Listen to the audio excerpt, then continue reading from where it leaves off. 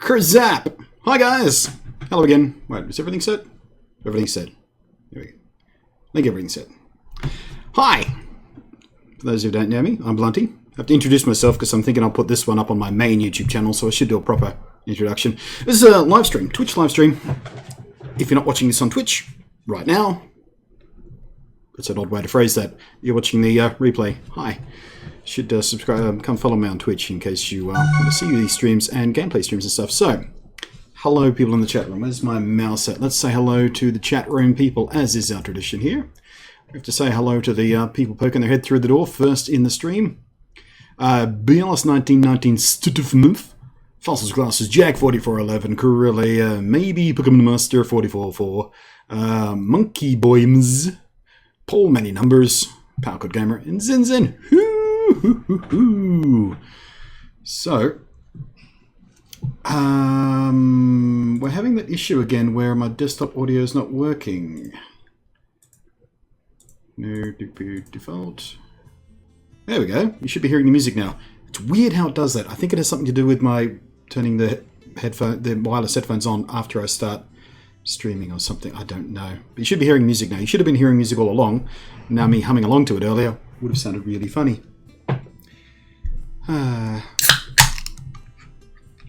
It's Friday evening. Well, Friday afternoon. It's 3:30. I'm having a beer. In fact, I'm having several beers throughout the stream. That surely should help me build a PC with efficiency and no mistakes.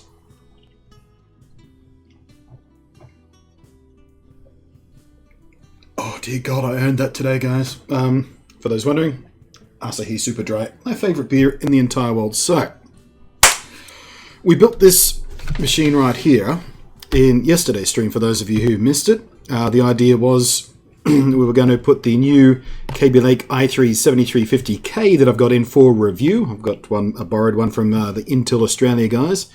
We were going to put in this machine, which is a Z170 series motherboard, that's fine, but I forgot to update the firmware on the motherboard before we started the build last night, so it wouldn't boot on. So I put the old i3 back in there, which is the Skylake i3, the non-overclockable one, because Skylake didn't have any other overclockable i3s, whereas Kaby Lake does have an overclockable i3. Hooray! But it all worked out, because that means I spent a few hours today running a bunch of benchmarks and stuff of the old i3. Look out! Who's blowing that stupid horn? Monkey Boyms blowing the stupid horn. Thank you very much for the Twitch follow.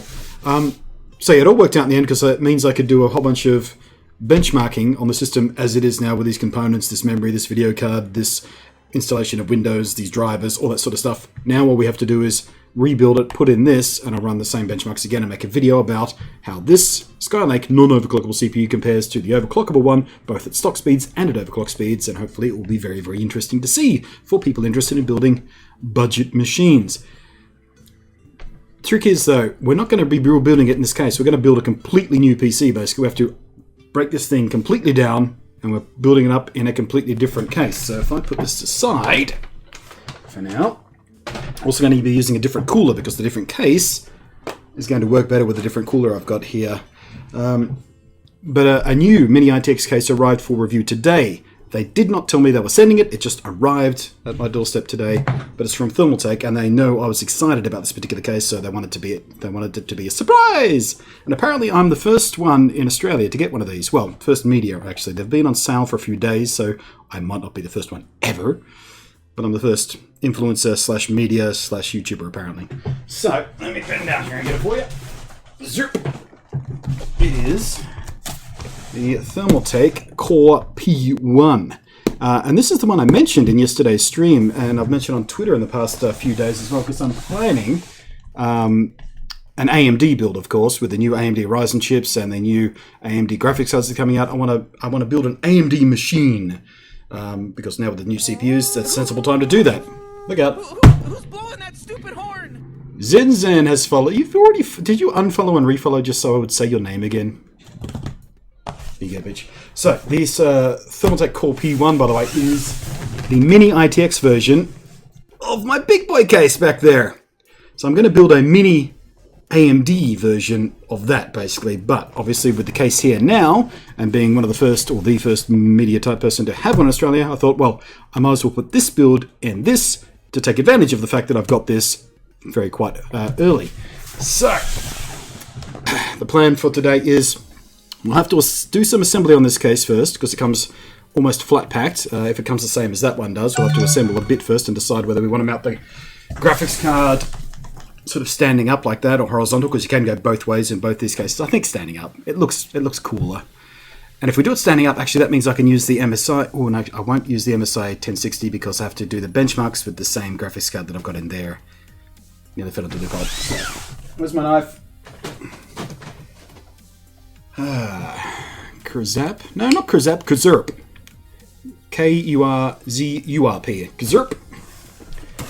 So, this is literally the first time I've had this out of the box. It's still sealed. You can actually, if I move it underneath the webcam up there. See? Still got a single layer of tape. Zerp. Zerp. Alright, this is going to be a bit awkward to do on the desk. I would normally do it on the floor, but I guess you don't need to see me pull it out of the box, so give me a second. Zinzin says, no, I unfolded and re-followed to get a bit in the cup. Oh, fair enough. Completely legitimate reasons then. Alright. Thankfully, the mini ITX version of this case is significantly lighter than the big boy version. That thing, that's heavy. I mean, that's a steel. Every part of it is like steel. There's no plastic in that case whatsoever. Well, I guess actually no, the fan filters, they're not even plastic. That's a metal mesh as well, I think, or nylon maybe. I don't know. But yeah, significant cases. These things bulletproof basically. Oh, can I do this without knocking anything over? Yeah. Yay! Nailed it.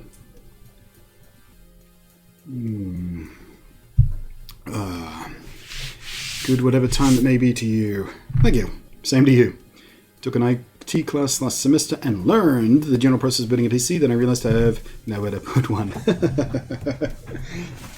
Well, you'd be surprised how small you can build these things.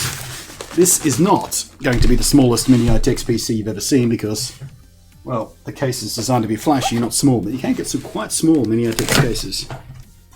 Be careful with the knife here so I don't scratch anything. Damage the powder coating on the metal. Alrighty. Cool. That's the window that mine doesn't have, because I'm forever pulling graphics cards in and out of that thing while I'm doing reviews. I never put the window on it. In fact, no, I'd pull it out for you, but the window's back there. It still has the protective coating on it. It's never been on. I will put the window on this one, though, because I won't be changing graphics cards quite so often with this one. Unless I need to film it, in which case I'll take the window off, because it's easy to film these things with the window. But this is tempered glass, by the way. No plastics here. This is proper. See, look, you can see the... There we go. Actually, I'll put it in front of this camera, because this one focuses. Tempered glass. That's... Quality. Put this back here. Somewhere safe and secure while we work. Okay, you can... Making a mess. Risky. What's risky?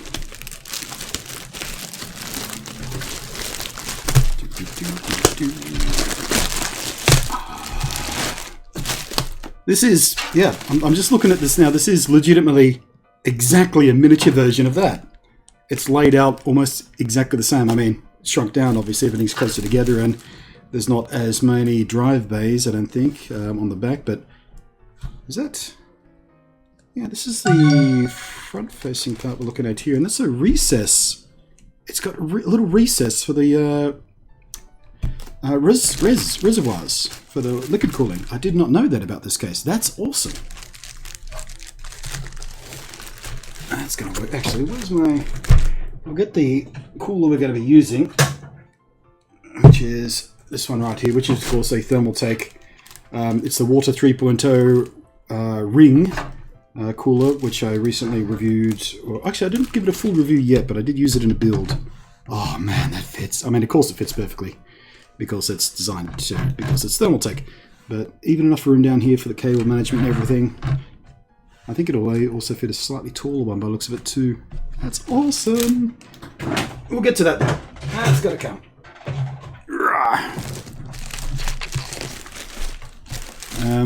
And now I turn my head to the left and realize I can't even afford the components, being cheap, high skill tunable. Guess I'll stay console trash for now. Aww. It's alright. Good things happening on consoles these days too. I mean, this whole generation of consoles has been pretty good. Okay, you're gonna stay there for a second. Cool. Yoink. I said yoink. Thank you. Okay, so let me put this down. So what we should have here is some feet. Good. I don't know. Actually, I will put the feet on this, but you can also mount these on a standard VESA mount as well. It will have to be a quite strong VESA mount because obviously it'll be quite a lot heavier than your average monitor. Not that VESA mounts will be designed to take it, but you certainly can. In fact, I do have quite a strong VESA mount that I used to use on my desk. It might even hold this. To try that, but not today. All right, 1 foot. The tempered glass, one wrong bump, and you've chipped off a corner. Well, I've got a couple of different cases for tempered glass on the like I've got this thing. I've never actually had the tempered glass on there, but it's been rattling around against the wall ever since I built that machine. It's never been chipped. There was the Corsair case I had that's got tempered glass on it on all of the sides, front, back, top, bottom. All around except for the bottom. So front, back, top, front side, back side. Never had an issue with that. It's not as fragile as you think. I mean, how often are you kicking your PC case across the ground? Okay, this appears to be a bracket for perhaps a smaller reservoir or something. We should whip out the booklet so I know what parts are.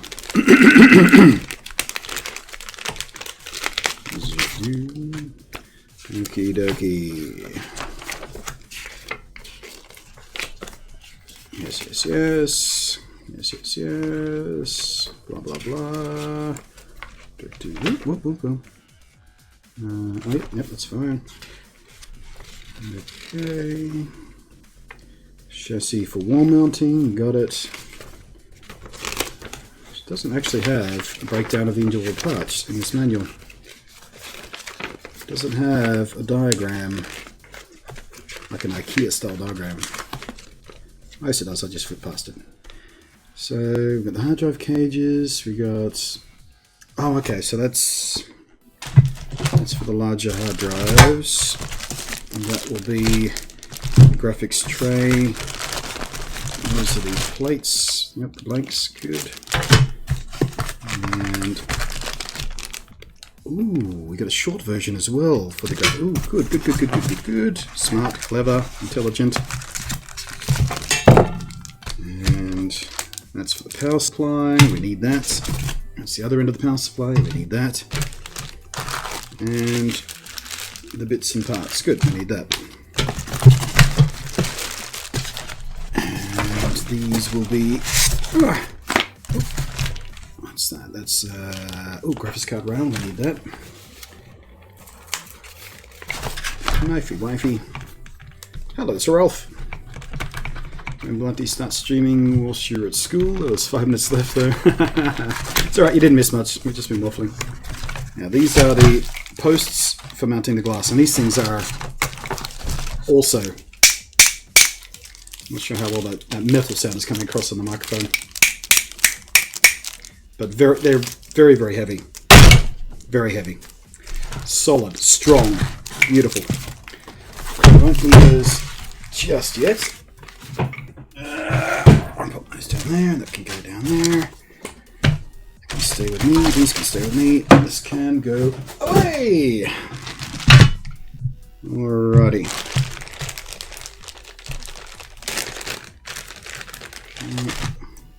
Little bag of zip ties. Never have enough zip ties.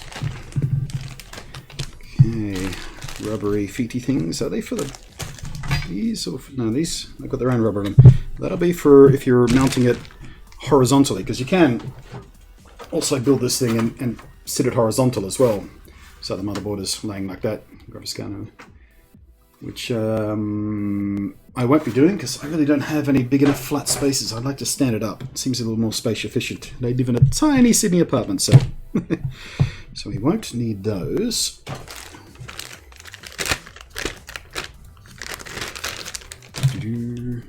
So Ralph said, obviously missed the beginning where you stated what you were using. This is the Thermaltake Core P1 case, which is a miniature version of this case, basically. Chassis, really. It's not a case because it doesn't actually encase anything at all. 2.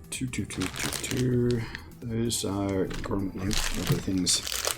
These are motherboard standoffs. We will need those. And motherboard speaker. Why would it give me a motherboard? I guess not all motherboards come with them, but wait, is this mine, or is this did they give me another one? No, they did give me another one. I've got 2 now. My motherboard speaker, so it can beep at me if something goes wrong.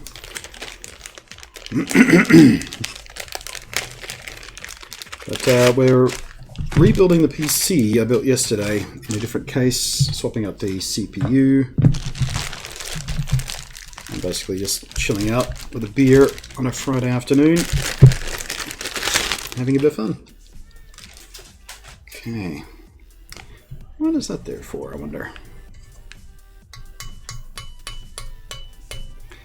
Don't know. I don't think we'll need that one anyway. That one's obviously 5 bay. That's for Mini ATX, perhaps. Will the Mini ATX fit this? Probably, maybe. I only need the 2. Just enough for graphics card. That's all I need. Which means what I need. I'm a little bit confused.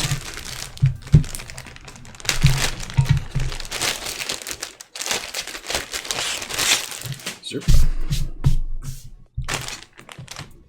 Beer time. What do I need to rebuild? I don't need to rebuild it. What I was going to do today was swap out the Skylake chip for the Kaby Lake chip, so I could do some comparison testing. But today this new case arrived, which I wasn't expecting. Arrived as a surprise, and apparently I'm the first sort of media type YouTuber, influencer type guy Thermaltake has sent one of these to in Australia. So I thought, well, if they went through the trouble of making sure I got one first, I might as well go straight to a build right away. No delay. Alright, so let me have a good think about what I'm doing here so I don't get ahead of myself. So, okay. That goes there. Exterior rails. Oh, that's the back.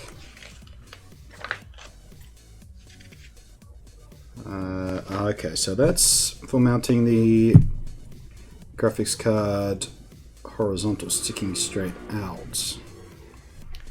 Which I don't want to, or do I want to do that?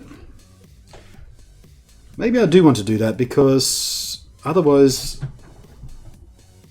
if I mount the graphics card vertically, I don't know whether it'll block most of the motherboard because it's only a tiny motherboard. So yeah, we will go the horizontal mount actually. The traditional orientation for the graphics card, at least at first. So we can. Now I understand. Okay, yeah, we can put that away, and we can also put that away. Keep those handy for the rebuild eventually. And that is a support for a reservoir. So if you're doing a custom water cooling loop, that can come out from there and support the reservoir, that thing back there, which we're not using. So we're using it all in one this time around, so it's all good. So we need that, those, and everything else is pretty much jazz. So get these feet out of the way. Won't need those quite yet. Alrighty. Pull off the back panel here. See what we're dealing with. Okay. Those screws back there. So Switching the cases of the computer from the last stream. Yeah, and we're also switching out the cooler, because I've got a different cooler which will look better in this case, and the CPU. But motherboard the same, hard drive the same, graphics card the same. It's not a brand new computer, just sort of moving house. What have I missed?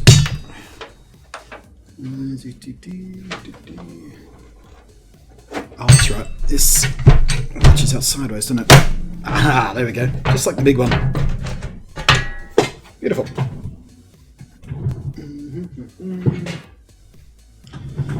Alrighty, so there's our magnetic dust filter for the cooler. Chuck that over there. We don't need that right now. And yeah, there's the box of goodies. I was wondering where that was. Can't get the box of goodies out. Here it comes.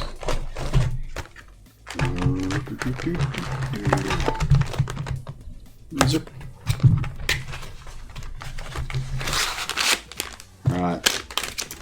This is the coolest thing about these cases. This is a PCI riser cable.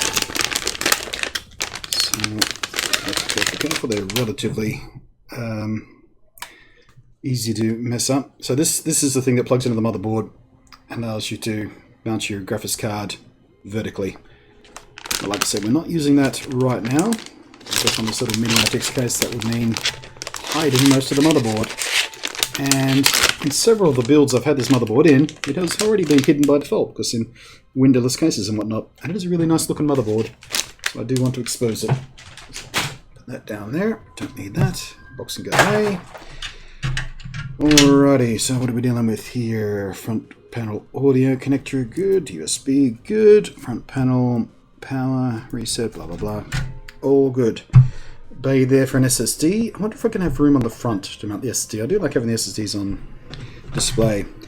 Bay there for a 3.5 inch drive. Do I have a spare 3.5 inch drive I could use? I don't think I do. Doesn't matter. And two more brackets there for another couple of... do you know what? I reckon you get one... You could probably put one on either side of that. 1, 2, 3, 4... We could probably get 5, 6 drives in this thing. If you worked really hard at it. That's mental. Okay. Alright.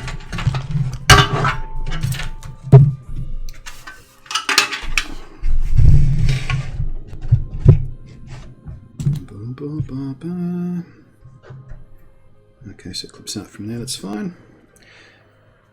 So, we don't need to do anything with these bits yet. These will wait till we get the motherboard in. I'll put those down at my feet so I know where they are. All we need to get up and running right now is put in our motherboard standoffs. Ah, goody! It's given us a little tool to do it. Hooray! It's going to be difficult to show this on a web camera, but there's a little socket type tool that adapts itself to the hex nut of the standoff. So you put that over the end of the standoff, and then you could drive these in with a regular screwdriver instead of having a special tool for it. It's very clever. And I lost the one that came with that case, so I have to be careful where I put that because they're very, very handy to have. Now, which set of holes do I need for mini ITX?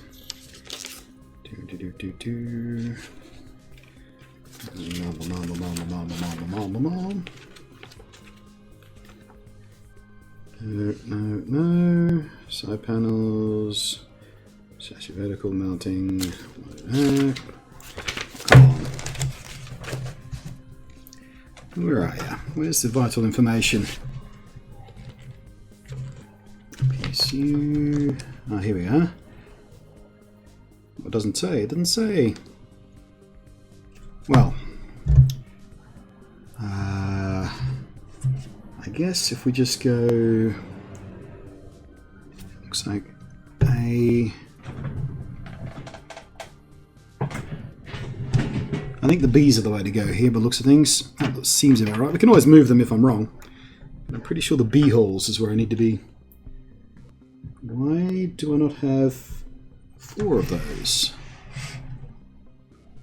I seem to be missing a standoff. Oh, no, there it is. Found it. Moment of slight panic.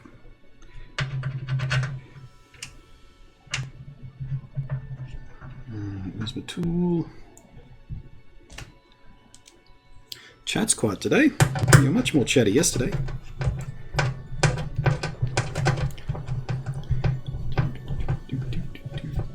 Beer time.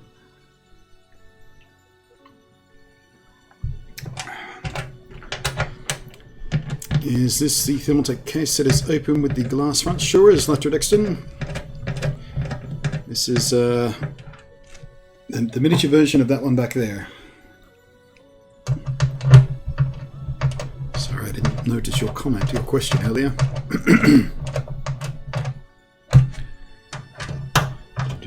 There we go. Zinzin in with the with the Bob Ross explosion. Okay, so put that somewhere safe. And we'll keep those aside for actually mounting the motherboard in a second. Over there. What's this one for? Don't actually know what that one is for. Right, so we're done with this for now. Next thing we need to do is disassemble the other computer.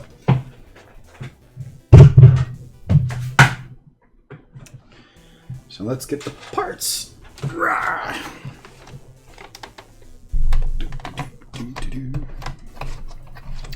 Farmer Treason says, I'm trying to finish off my living decks before porting it over to Sun and Moon.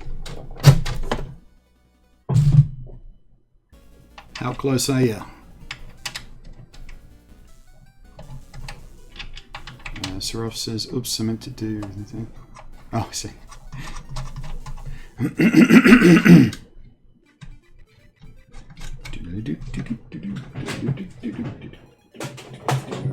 Alrighty.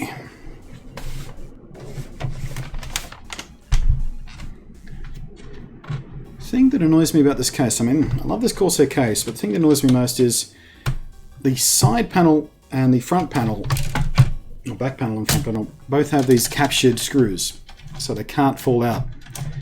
The top panel, as you just saw, does not. So you always have to be careful where you put those top panel screws. I mean, they're just standard screws, so if you lose them, you can replace them easy enough. But it just annoys me that two panels out of the three you need to get off to build this thing have captured screws. The third one doesn't. It's ridiculous. Absolutely ridiculous. Excuse me. Hello, beer.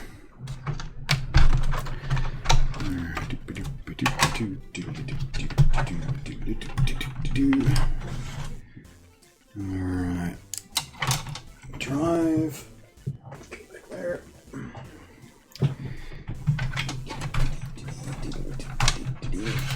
I think we'll actually just go with the SSD. I actually moved the Windows install and all the game installs across to this SSD. So this is the one and only drive we need for this build to work. So I don't think we'll put a spare drive in. I won't really need it for this build. I'm not going to be doing a lot of mass storage. Just enough space for some games to benchmark. We can go down there. Okay, good. Hey, fish. Dust filter is dented. It's a flexible dust filter. It's not dented. It's just got a slight fold in it.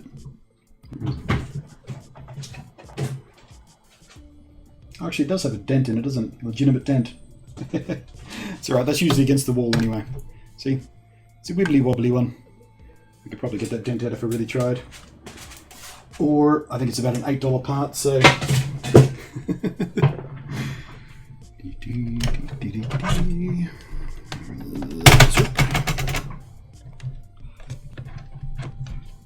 Release. Thank you.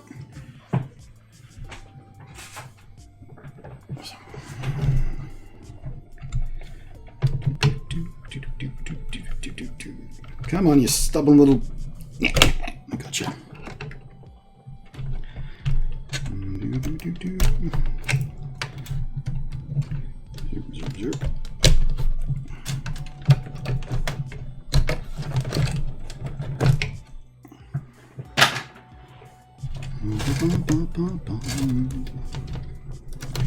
I really want to know, is that a Razer keyboard? That sure is. That's the Razer. What is the friggin' model of that? There's the the Razer Ornata Chroma. It's the super quiet one, which is why I'm testing it out for streams and stuff. Actually, I'm overdue to actually publish my review of that thing, which I should apologise to the Razer people about. I've been so bad at getting reviews done in a timely fashion recently. I'm pissing off all kinds of people. You're kind enough to send me stuff to review and then have to wait forever to see the review. Sorry.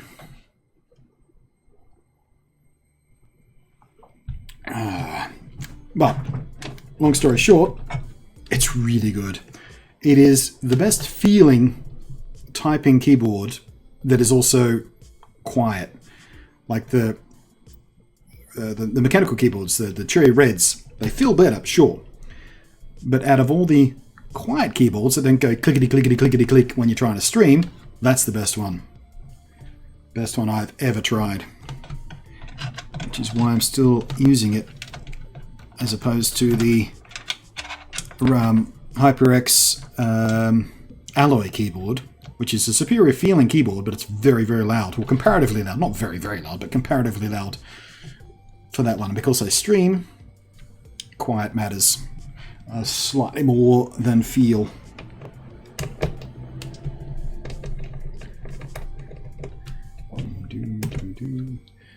I like browns. I've never actually owned a brown switch keyboard. I've had blues, I've had reds, and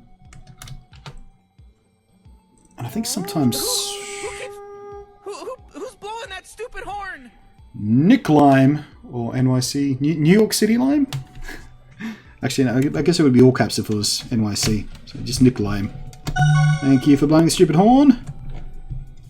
I welcome your follow. I forgot to remagnetize this driver. Where is my needle nose? Come here, you little fucker. I gotcha. Whoops.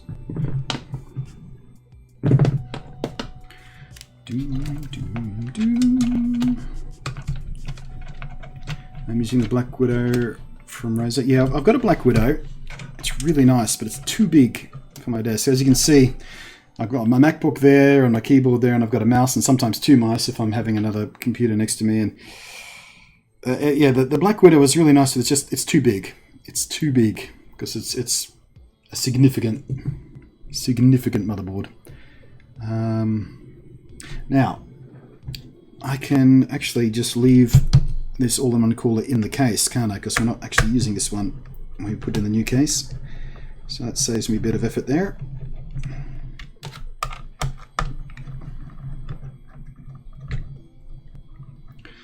Automod has held up something. What has it held up? Automod caught out Chillout's quoting of me. You little fucker. Come here, you wee little fucker. Okay, actually, we better clean that off before I forget to do that. I don't like dried out goopy goop.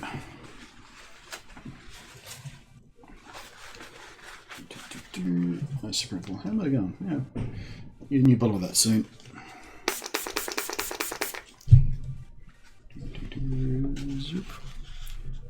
I'm just looking at that. I applied pretty much the exact perfect amount of thermal compound.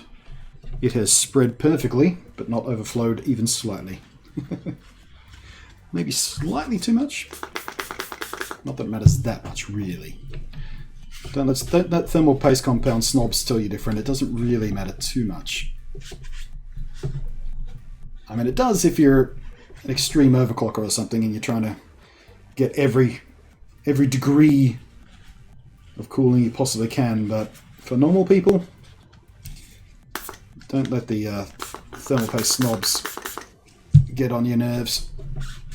I nearly sprayed that isopropyl alcohol directly in my eyes then. That would have been quite painful.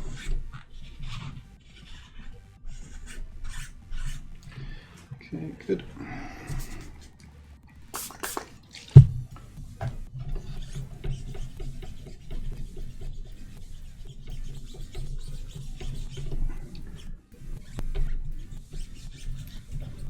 Man, this is stubborn stuff.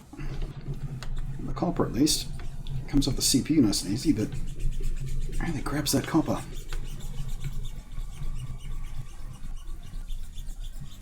There we go. Mirror shine. Or near enough to, anyway. Where do I have? That'll do. I'll just put a bag over this just to stop that heat transfer plate from accidentally scratching against things, bouncing around the case here. Because this is quite important to keep that as smooth as possible, because any scratches in that will reduce the thermal efficiency of it, and that does matter. It really does matter. Okay, happy times. Screws are out. That stays, that stays, that stays. You can now lift this out, I believe. Oh, there we go. Groovy. Okay. Now. Oh yeah, we still have to get power supply stuff out. Gentle, gentle, gentle. Where is a screw for that? There it is. Screwdriver. Thank you.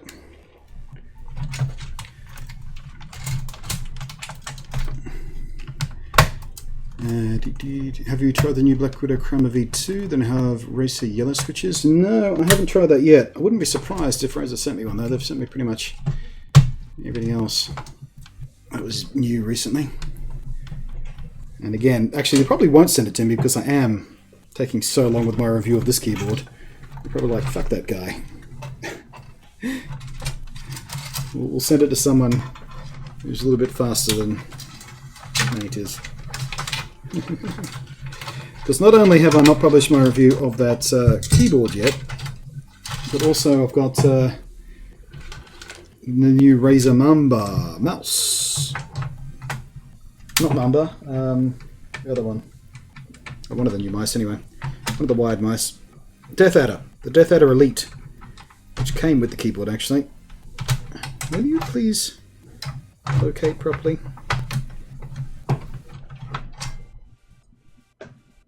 Why are you not... I literally just pulled you out of there. Why aren't you... What am I doing? What the? Suddenly lost my mind. Oh, look, that's loose, that's why. Because I'm an idiot.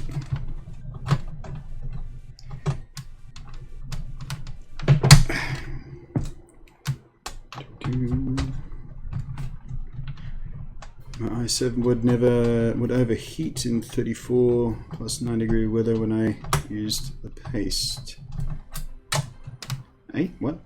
Now, if your PC is in a non-air conditioned house, it is a really smart idea to do thermal paste. Well, I don't have air conditioning, and I've never been that meticulous about my thermal paste. Oh, for the love of Christ, will you just please locate your... Locate! What are you jammed up on?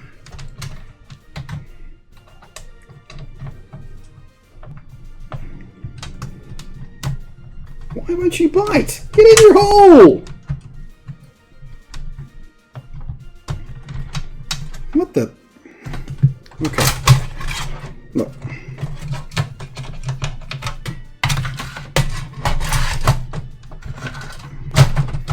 Get in your hole. Have I warped this or...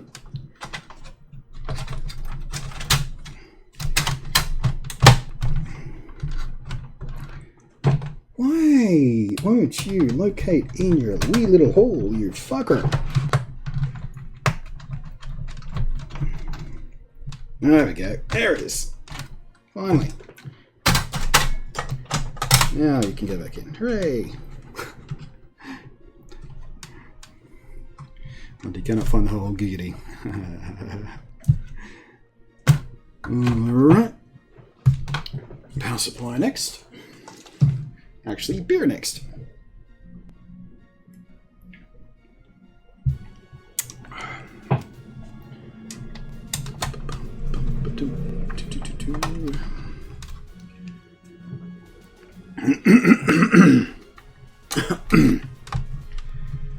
Giggity, indeed.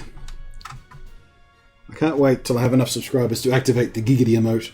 It's going to get used so often in my streams. I wish I'd thought of it before I did the other two emotes we currently have. I would have done the giggity instead of, I don't know, instead of blunt love or something. Power supply! Released from its tomb. We need PCIe power cables. And you can come with me too. Magnets. I'll leave this lighting in here. I do have another pack of these lights which I can use in the Thermaltake case if I decide to light it up. Because I've got strips like this on the back of this case so that they light against the wall, which is why my PC looks backlit. I've also got another strip that runs underneath the graphics card here to give the graphics card a little glow underneath. Because my PC is on camera a lot and I want it to look blingy. Right, I think I've got everything I need out of this case. Oh, except for that, I need that. Okay, so let's slam on the side panels here just to keep everything nice and tidy.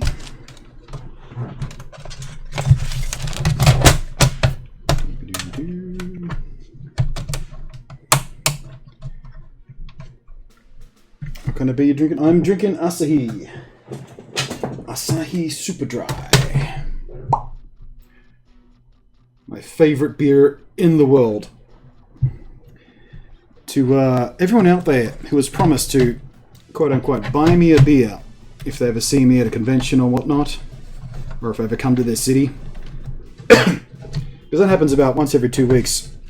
Someone will find me online or I'll help somebody out and they'll sort of dig what I do and they say, well, if you ever come to, I don't know, Portugal, buy you a beer.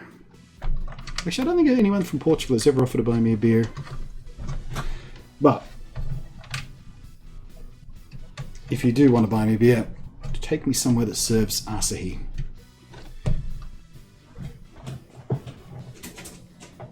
At least, if you want me to have my favourite beer. It's not the only beer I like, it's just my favourite. I'm not a beer snob, I just know what I like. Okay, I'll step off camera for a second, I've just got to put this somewhere out of the way. Be right back.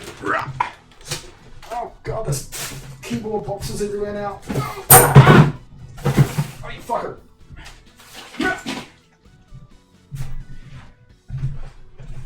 That went perfectly smoothly. Actually, do we even need this? I don't think this actually snaps into the Thermaltake case, does it? We'll put it aside.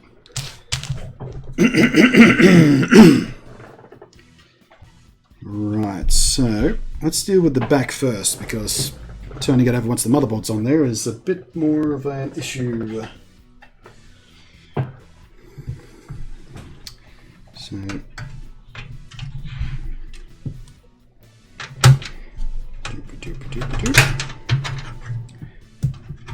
unfortunately, not toolless drive mounting in this particular case. We'll do it that way up, I think it's supposed to go. Yep, okay. Groovy. Now, where's my little box of... not box, packet. Packet of screws. Those are not the right screws. Those are the right screws. Boom, ba-da, boom, ba-boom.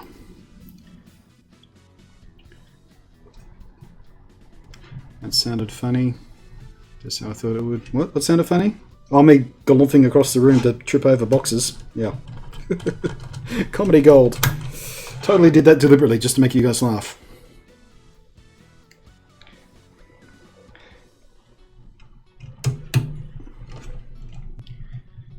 toolless.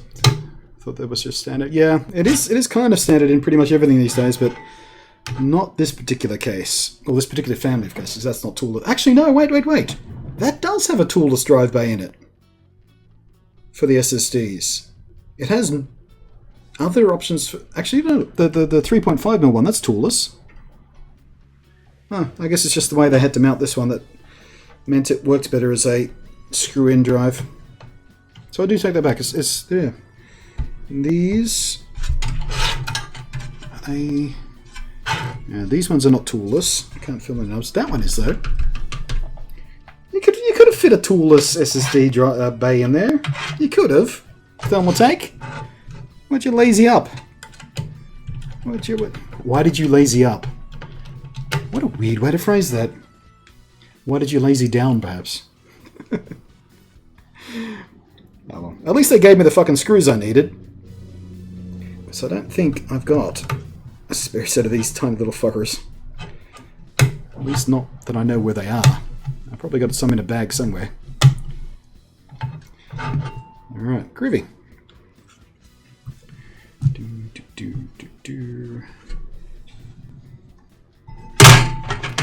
And slots located. Snap in. Even the snap in bit's not toolless. Oh well.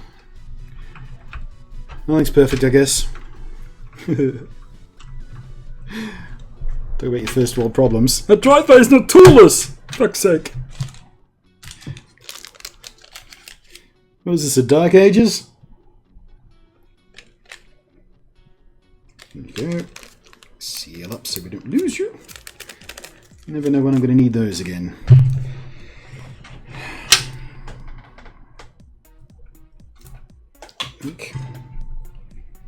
Okay, let's have a think about cable routing.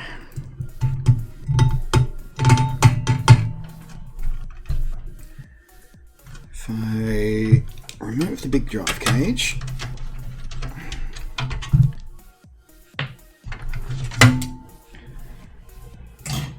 yeah, we can go through there. Don't know what that little thing's about, but that's fine. That's mounted from the front. That's weird. Oh, because that's the support for if you're wall mounting it or something. That's what gives the unit some strength through to the front panel and the back panel when you're wall mounting. We might leave that in. I might need that for general rigidity. Alright, so if we are going to come out of anywhere, I guess thread through there. That's my audio. Thread that through there as well. And USB 3.0 front panel. Hey, look, it's a blue WD-SSD in a green environment. Until we get this.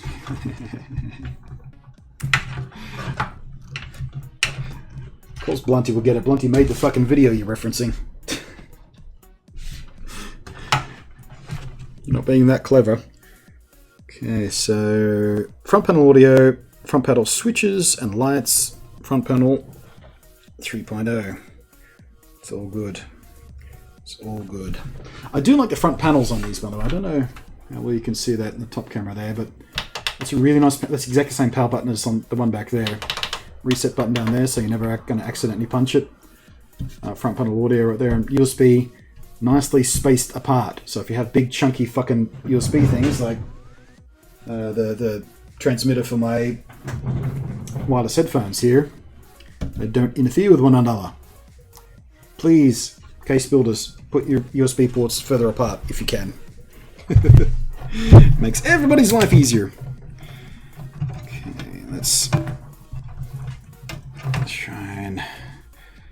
God, I hate front panel USB cables. Why do they have to be so thick and stiff and gangly? And why does the plug have to be so ginormous?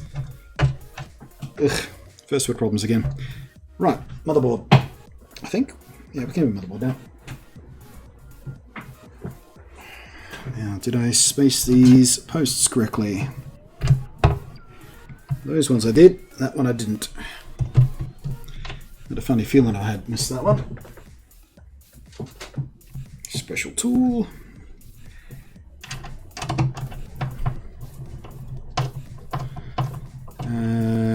Freaking hero, so why'd you have to do a retake? Well, because part of the reason for doing this build in the first place is to put a Kaby Lake i3 in this board here, which currently houses a Skylake i3. When we did the build yesterday, I didn't update the motherboard's BIOS firmware, so it could not recognize the Kaby Lake chip. So we put the Skylake back in there, and today I did a bunch of benchmarking on it anyway, which I needed to do. So it wasn't a complete disaster. But also, this new case arrived today, so I thought, well, you know, I have to semi-pull some of it apart just to replace the CPU today. I might as well rebuild it in a new case as well, because it is literally a brand new case. These are brand new on the market.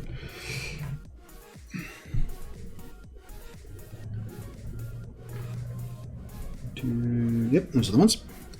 It's a Thermaltake Core P1, which is a baby version of that one right there. That's the Core P5.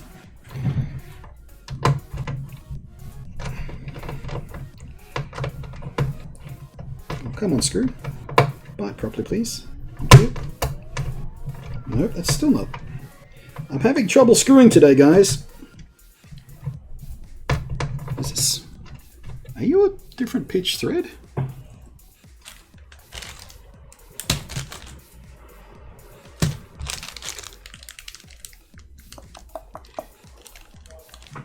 I think we might be having an imperial metric issue here.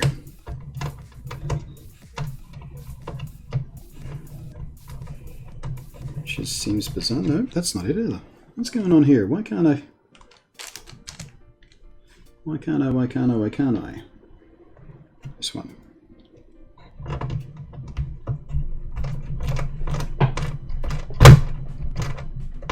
What the hell's going on with these posts?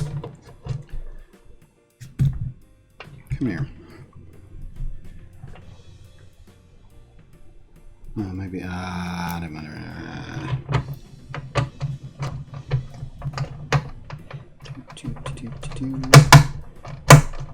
Nope, these posts are just. Why?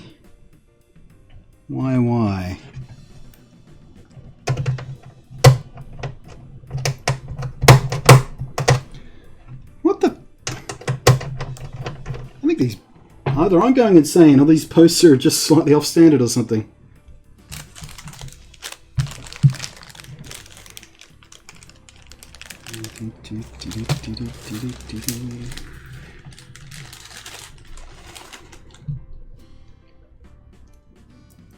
You should probably be the same thread pitch.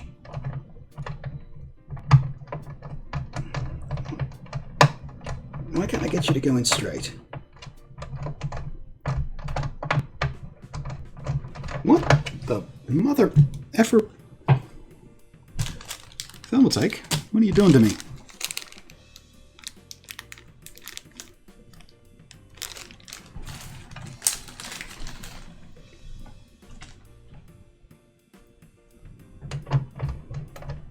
No, these ones not either.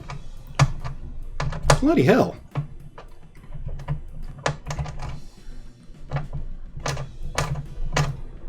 Nope. What's going on? Why did none of these screws fit in these posts? Oh, that one does. Kind of. Yeah, there we go. What? Thermaltake, are you using a weird...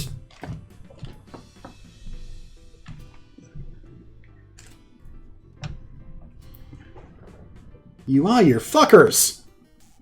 They're not using a standard pitch. Not standard for this kind of stuff normally is. You cheeky fuckers!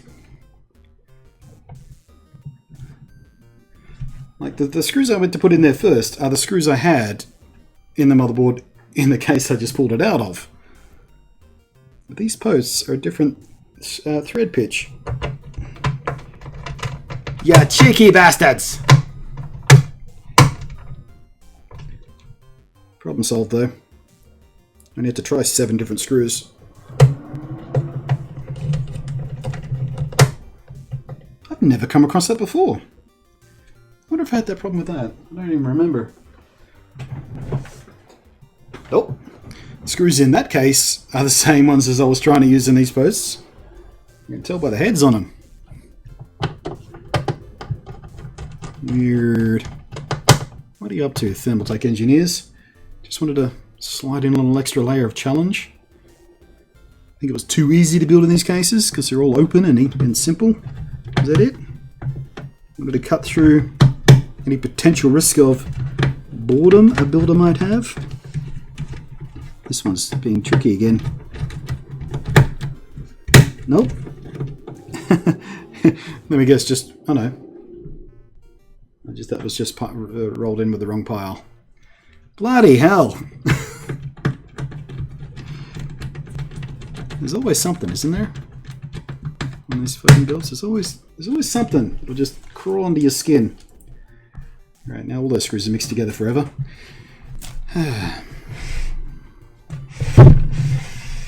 Alrighty, let's do the front panel stuff. Much easier to do on this board because you're not having to reach into a case to do it. You can just sitting there. Where's my manual? Yoink. Floor number 2. Well, I mean, it is a standard. It's just not the standard everyone else uses. It's not like it's some sort of proprietary screw. It is a standard pitch screw. It's just not the one that most people use for motherboard standoffs. Alright, what page is my little pinouts? There we go, front panel pinouts. Okay, we have power switch and power LED, plus on the outside. Power switch and power LED. Actually, let's do the ones underneath first. I'll load that yesterday, didn't I? I always do it backwards. So, reset switch and HD on 1, 3, 5, and 6.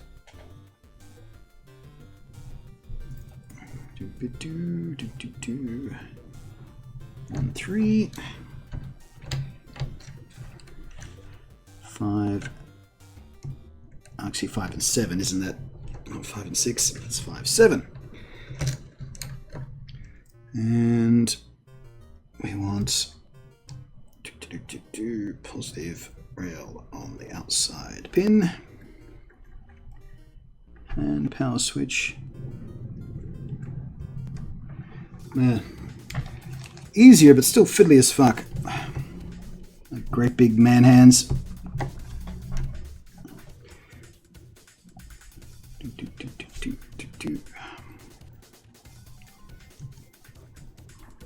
Come here.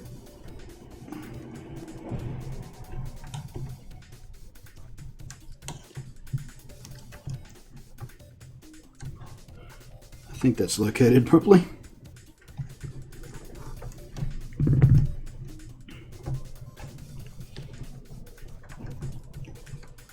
Well, there you go. There you go. Haha. Undefeated. Okay, so we can hide most of that crime underneath the motherboard there. Beautiful. Tidy cables. Ooh, I may have made a slight miscalculation here with the. Actually, I could probably bring the power cable through there, can't I? What about the motherboard one? Nope, I've made another miscalculation. That motherboard has to come off for 2 reasons. 1, I haven't fitted the new backplate for the new cooler. 2, I haven't routed the power supply cables properly. Alright, so let's put these motherboard standoff screws somewhere separate so I can find them again. Ugh. 3 steps forward, 2 steps back.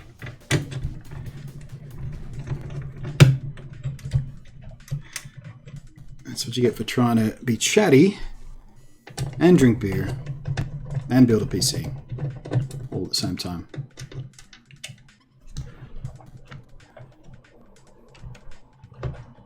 Oh, fucker, now I have to do these again too. Yoink. Okay, okay. You go over here for a second. Power supply. Probably gonna want to mount you. Let's mount you fan up. And that way. Wait, which way does that fan spin? Yeah, we can pull.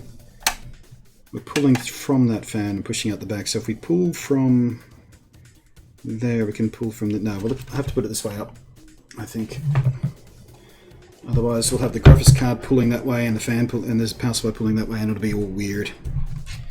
Not that it matters that much in an open air case, I guess, but I guess that way does look better. It's got a better label.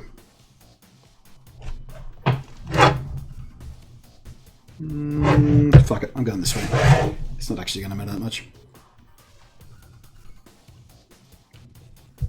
I'm going to call the issue.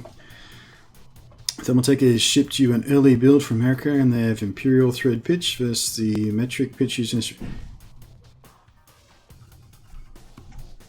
I think it's the same when it comes to computers. They should all be metric because science. Okay.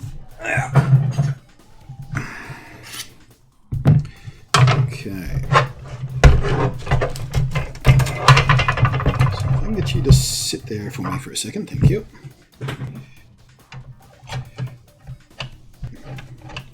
Ooh, is my power supply slightly too long?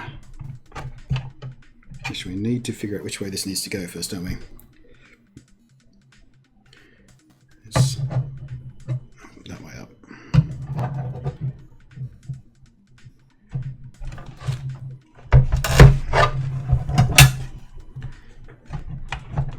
There.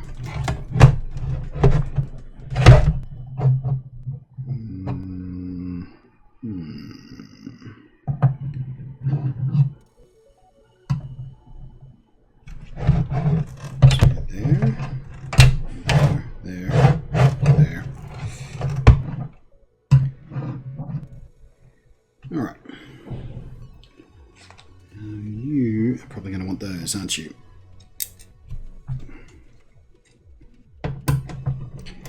Yeah, you are.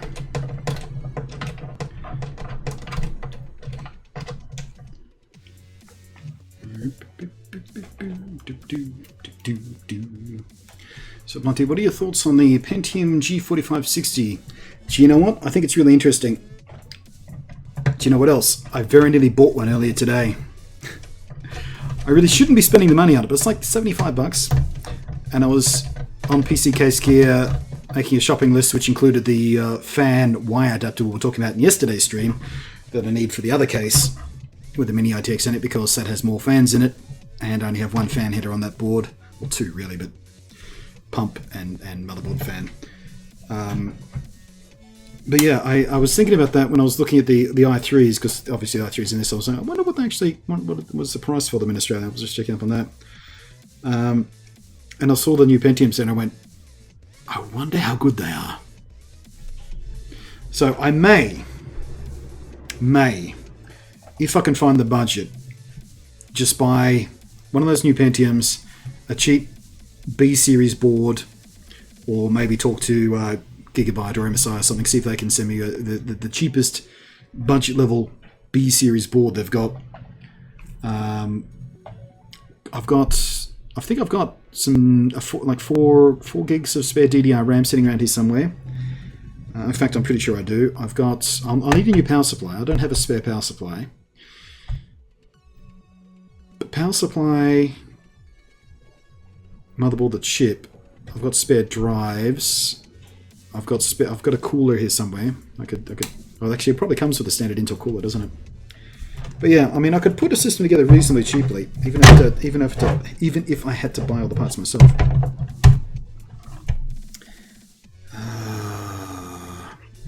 We're having an issue with size here.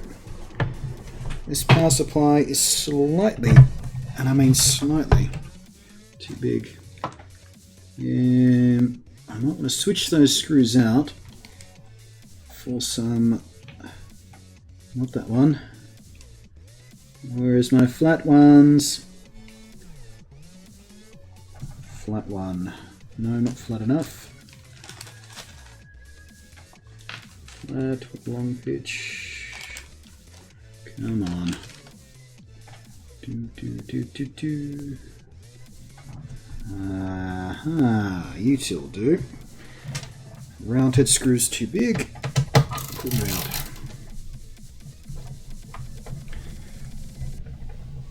That Pentium looks to be very slightly less powerful than the 6100.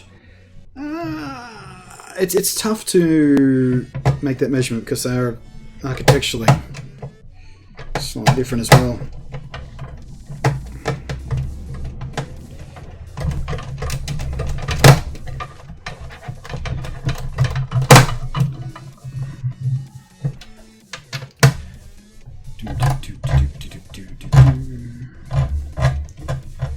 Does VR support SLI? Certainly can. I wouldn't do it that way, but it can. There's no reason it can't. I wouldn't do it that way though. I would just buy one strong card instead of two moderate cards. I mean, you only need a GTX 970 or 1060 as your sort of minimum for VR anyway, so I don't know. There's no reason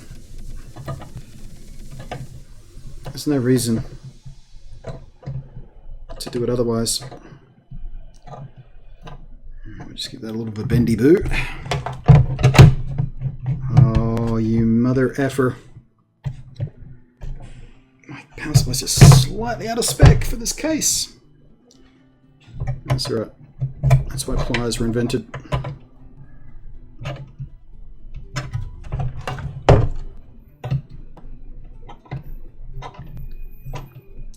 This is an ugly way to do this.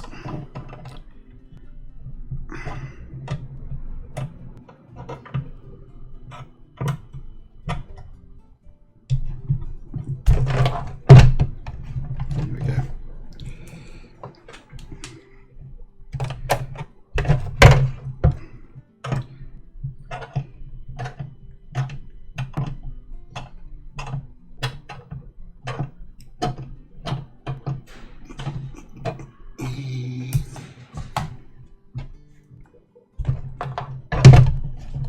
That'll work.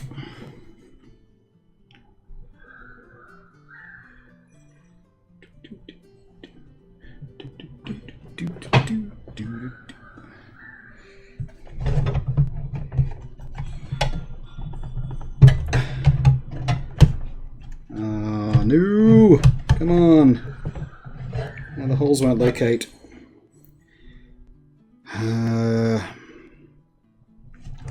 Okay, plan C. I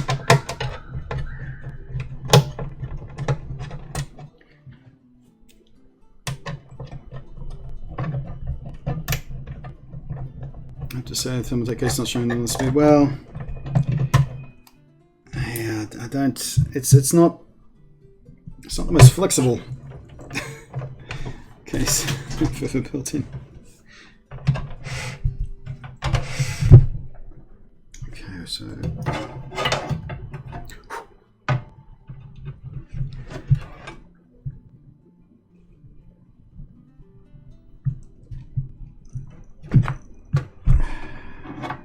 Wait. Oh, hang on. Are they recessed? I think I might be supposed to do it this way anyway.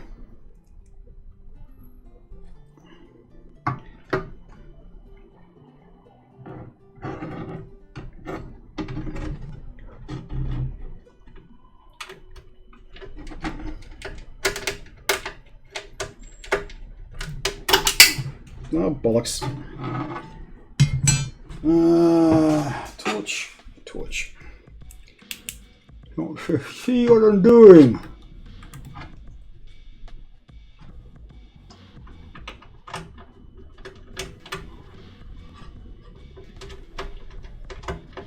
Oh.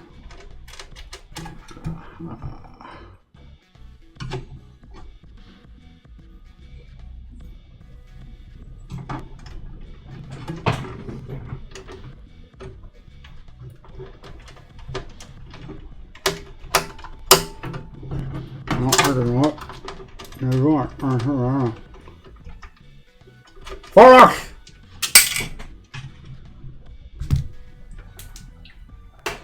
Bollocks, bollocks, bollocks, bollocks, bollocks.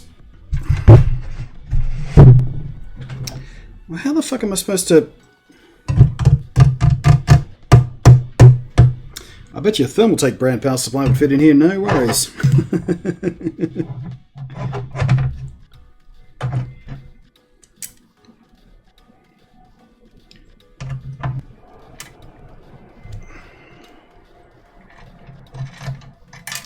Oh, for coming on.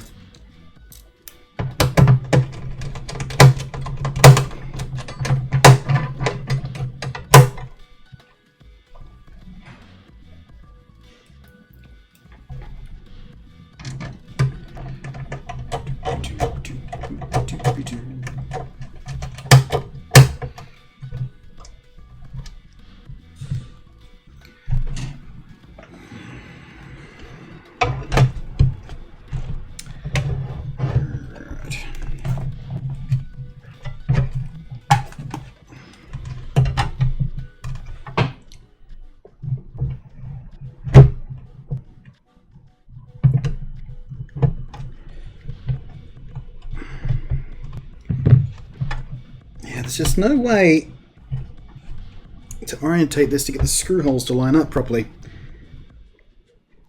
I have no way to properly secure that in there. However, there is still this bracket. We might be able to just get away with this.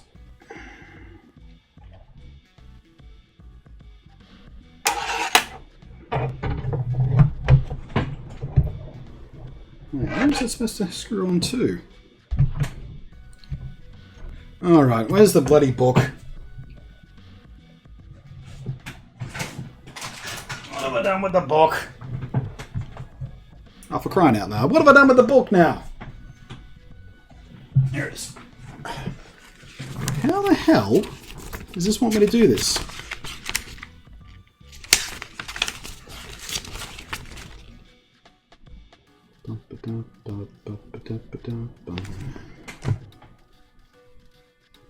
Hey?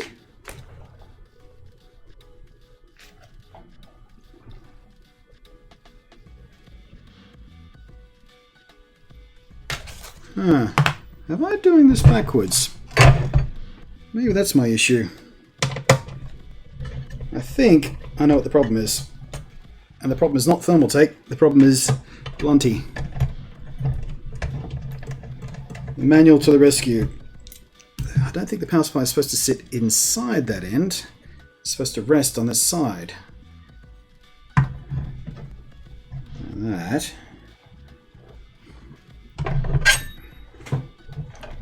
Unscrew. Yeah, there we go. That makes slightly more sense.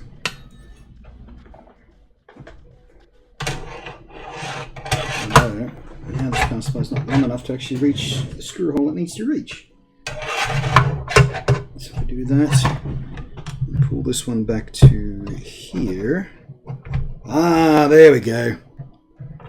Alright. I apologize, Thermaltake engineers, for not for getting this wrong, basically, and also bending this, which didn't need to be bent. No wonder it didn't fit. I wasn't supposed to go that way. Yeah, great big numpty.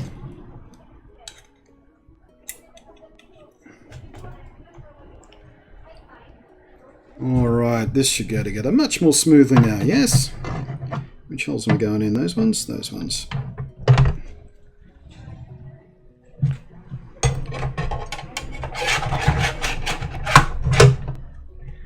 There. So I want to... Wait a second.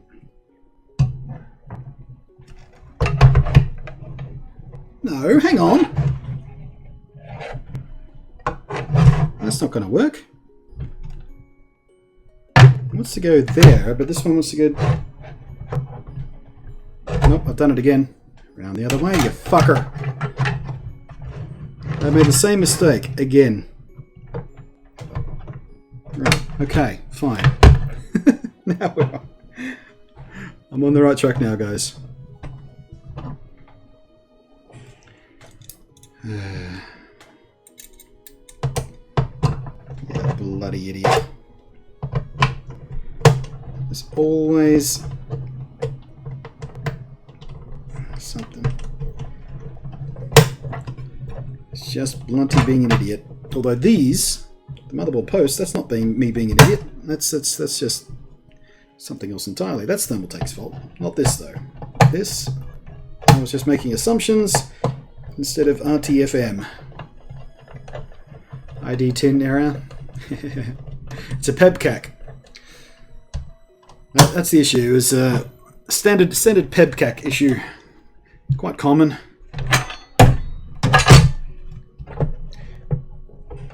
Perfect. That aligns wonderfully. Ow.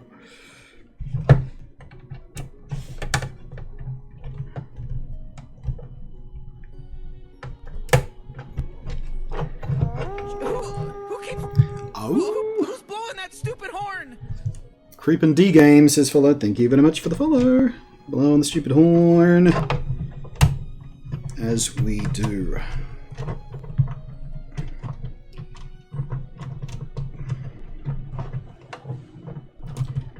Tight. Tight. And doop. The third one.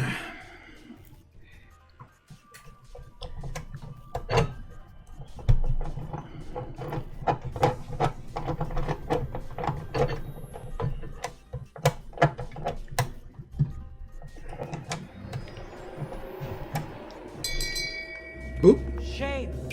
Shame. Shame. Shame. Shame. Shame. X-Files has reduced my Twitch pre-order shame by $13.95. Once again, restoring balance to the force by restoring our 0.95 cents decimal. That's the way it's supposed to go, guys. I feel pretty shitty now that I bent the fuck out of that.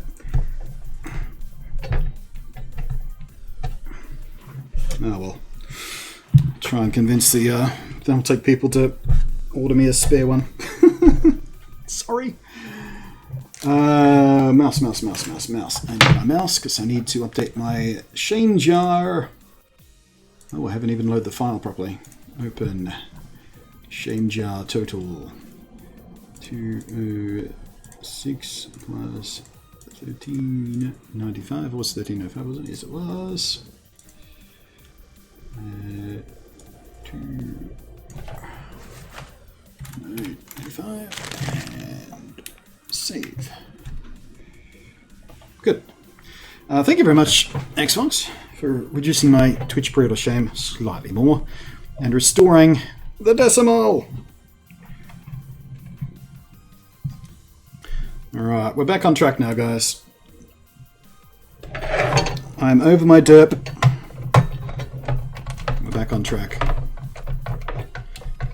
When you have a hammer, everything looks like a nail. Exactly.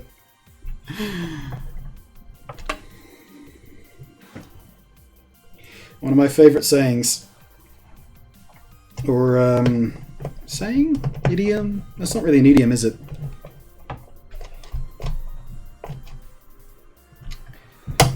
Good. Yeah, that's not going anywhere. Beautiful. So, let's... Yeah, we can wrap those right around there into that hole, which is probably why that hole is exactly where it is. Bit of a tight fit though. Hammer, Clarkson, yeah. Had a bit of a Clarkson moment there, didn't I? Bending the metal instead of reading the manual. That was absolutely a Clarkson moment. So was it actually. We should have put the thick one through first. Would have made my life a little bit easier. Although...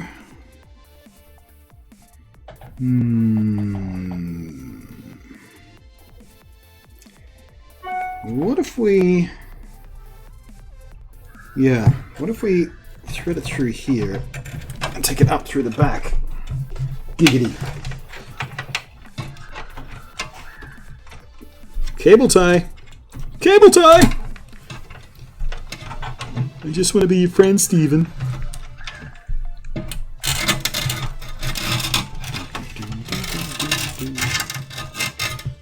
Problem in chair, not a computer.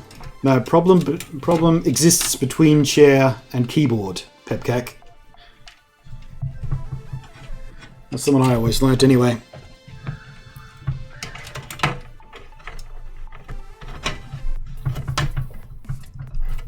Gentle, gentle, gentle. Easy, easy, easy. Yeah, that should work.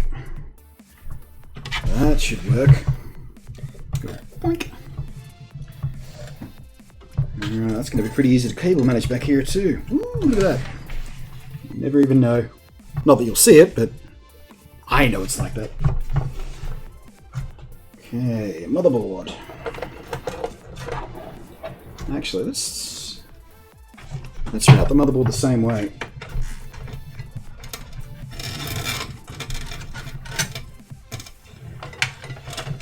Sorry, not the motherboard, the CPU. I mean, they're both motherboard connections, but this is the CPU one. Thread it through there.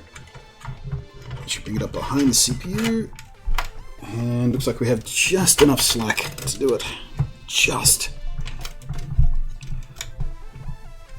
Sweet. Okay. Let's put this aside for the moment. Because now I'm going to stay. Ow! Ow! Mother effer! Shame. Shame. Oh, you fucker! Shame. Shame. Shame. Fish, you're a fucker.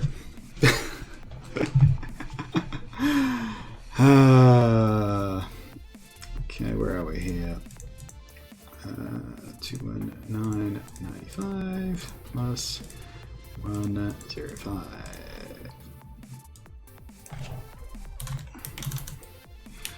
Gone is the decimal.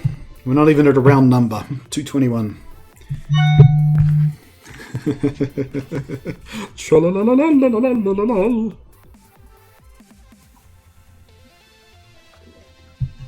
I could have not asked for more.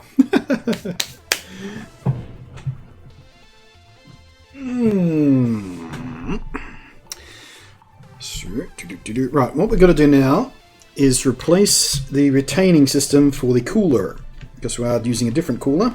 Still using an all-in-one cooler, just a different one. That's going to look better in the case, because it too is Thermaltake, and it's a twin cooler as opposed to a single fan cooler, which is what this one is. But because it'll be on display in the case, it's going to look much better if we use the 240 cooler instead of the 120. Shame. Is this the game we're playing, is it? Shame. Shame. Shame. Thank you very much, Xvoz, for remedying the issue with 195. Blink. Oops, nope.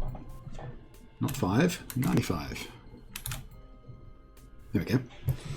222 and correct decimal. Thank you. We can all relax slightly now.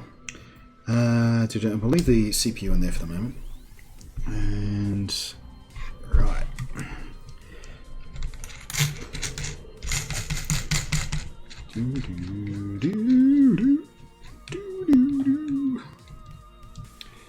My Mac wants to install a new version of Java. Shame. Shame. Shame. Saw that coming. Shame. Shame. Shame.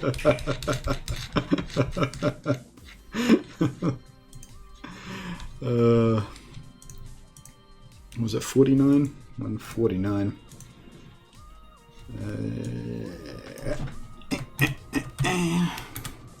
There we go. 224.44.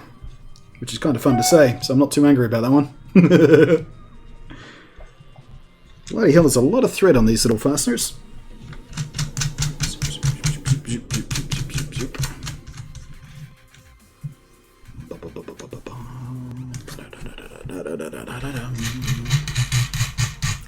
In case you're wondering, all the music in the background today is from TechnoX, which is music I pretty much exclusively use in my YouTube videos because he's a really quite talented musician. Plus, he puts up everything Creative Commons, which means no copyright issues.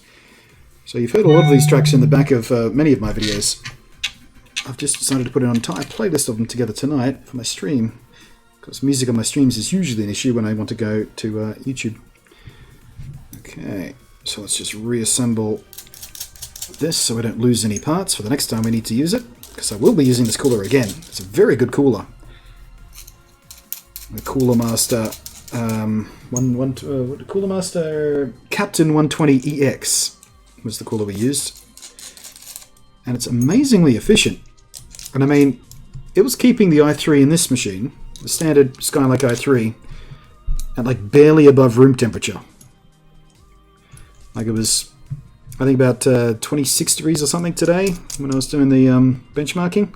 CPU was sitting at sort of safe at about 31. Under load, it was going up to maybe 42 or something. It's ridiculously efficient cooler for a little single fan thing. Where am I going to put this? Somewhere safe-ish.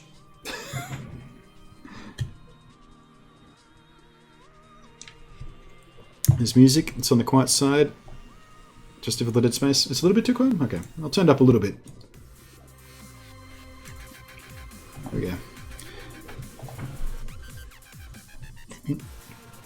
It's basically just there to keep me entertained in the quiet places, and when I'm not speaking, make sure the stream isn't completely silent and sort of cover up the bed of background noise. Right.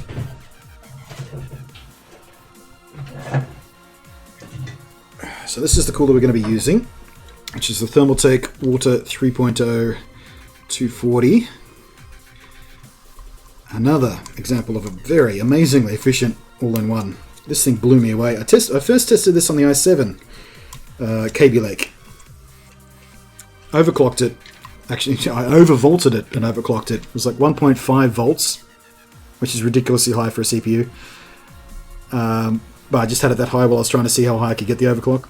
But I accidentally left it there when I brought it back down to the standard 5 gig overclock. But yeah, again, just kind of barely above room temperature kind of things, even with a massive overclock on an i7, which is massively overvolted. Really impressed. And I saw today they actually have a slightly cheaper version of that available now too, which is the same, except it doesn't come with the RGB fans. These are RGB fans. It comes with just red ones. So if you're looking to save a bit of money, I think the difference is like 40 bucks or something. 20 bucks a fan. Yeah, that's fine.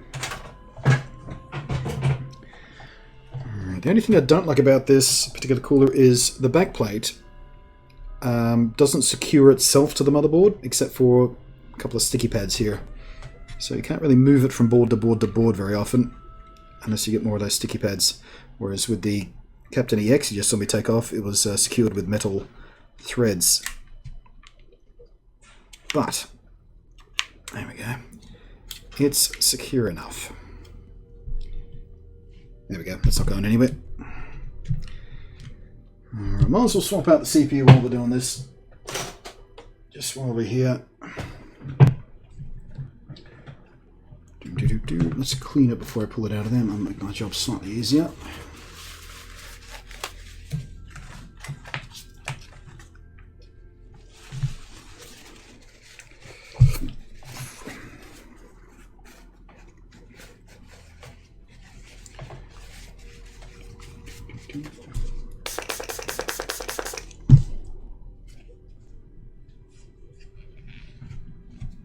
Well, that came off nice and easy. It just likes to stick to that copper base plate. Wait, did I actually bring more thermal paste? Yes, I did. Okay.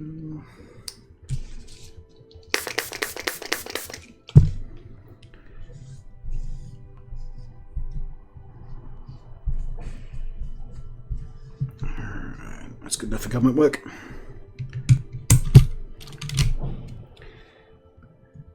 Careful, careful, careful. Let's open this up first. Careful, careful, careful. Boink. Alright, goodbye i3 6100. Hello i3 7350.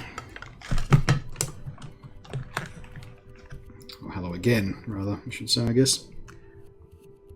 This time, you can stay in there because I've updated the BIOS. And the board will recognize you this time. And treat you as friend.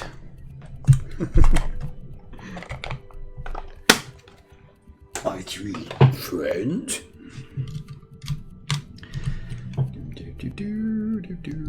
Zip. Beautiful. Now, back in the motherboard. Get this out of the way for the moment.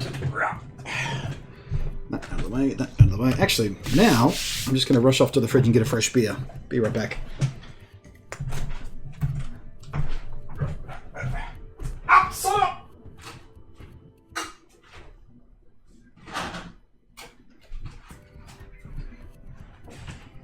How's it?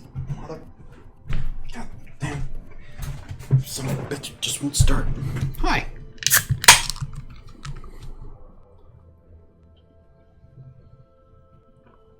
This particular music track is very, very quiet. I'm going to skip this one. There we go. That's a little bit louder.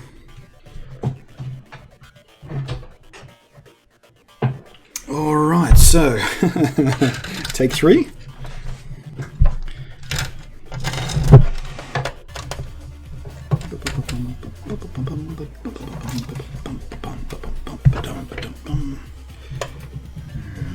Oh, that's just such a tight squeeze. Do I have any more slack to pull? Actually, I might if I thread it through here instead of going past it. Ow. Ow. Ow. Stop biting me! Oh, there we go. That's a little bit more slack. Much better. Much better.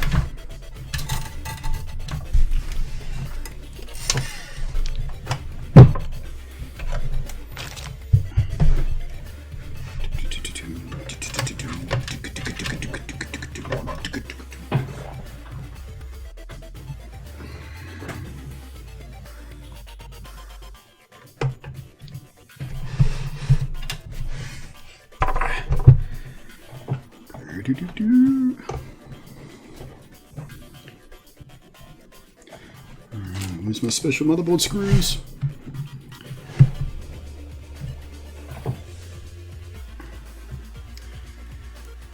Did I just see a son of a... Yeah, you did. I stubbed my toe on my way to the fridge.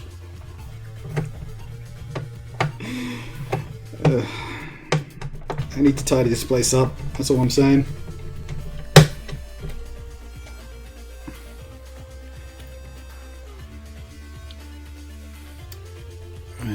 Corsair all-in-ones are great too. Yeah. I had a Corsair all-in-one in the very first version of Devil's Crevice, as you may well remember. No complaints, except the fans were slightly noisier than some fans. I mean, they weren't noisy by any stretch of the imagination, but fans I've tested since have been quieter. Like the Thermaltake ones back here, but these are amazing. Especially on the low speeds I run them at. Absolutely hush quiet.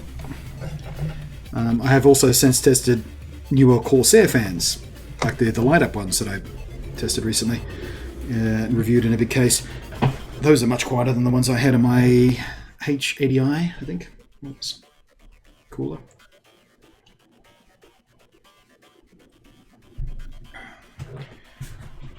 Nate, what would you recommend to upgrade from an i7 2600K to get better performance? I can't OC the 2600K because my motherboard is shite. Well, if you're going to have to upgrade your motherboard anyway, if you want to get a new i7 current model, because you will, so you might as well just go for the i7. Or you could do what Fish is suggesting and see if you can find is Z series. Was it Z series back then? Were they still Z series? I think they were. Right, we'll find a motherboard that will let you overclock it. You can probably get it reasonably cheaply.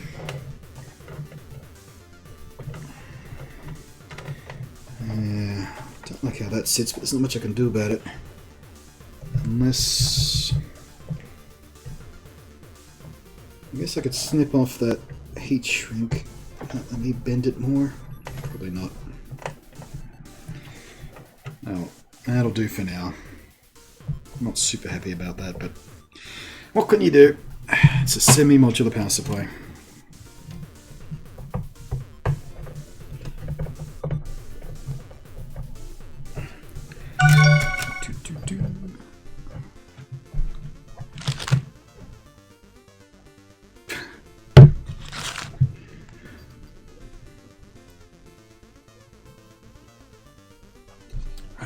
Yeah, you'd have to replace the RAM, of course.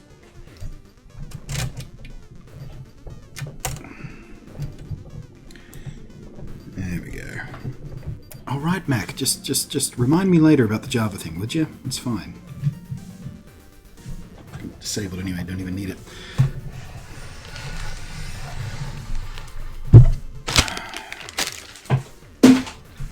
Okay. Now we touch front panel stuff again. I should be able to do it from memory this time, eh? Let's give it a go. That doesn't sound like it's fraught with danger at all. Now switching power LED. Go on the top ones there.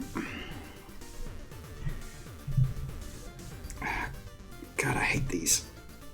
Fiddly, stupid, individually stacked mother effer. Goddamn son of a bitch.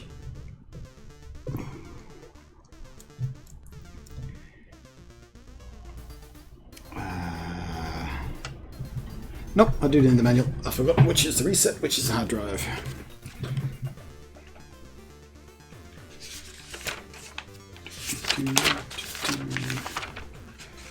Yeah, hard drive is 1 and 3. Plus it's on the one. That one.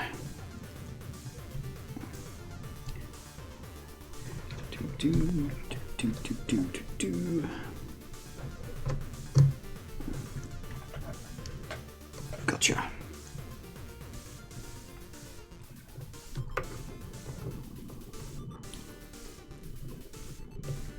Come on.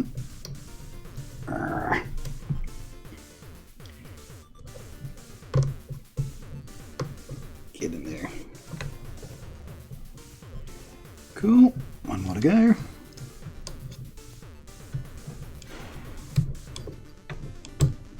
Oh, would you cooperate? Would you just cooperate?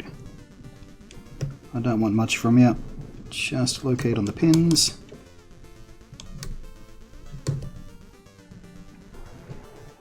Oh, are you kidding me? Come on! Locate on the 2 pins, right there. Would you please? There we go. There we go.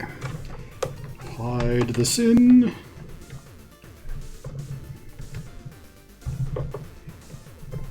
Underneath you go. Underneath you go. There we go. Haha.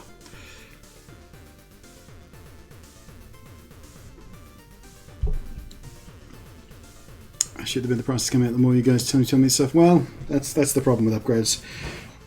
Once you get a new CPU series, often the CPU socket changes, which means new motherboard.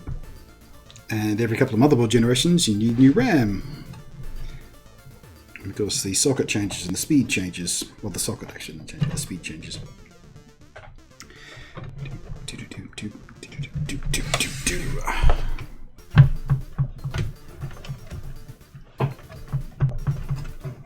Oh, come on.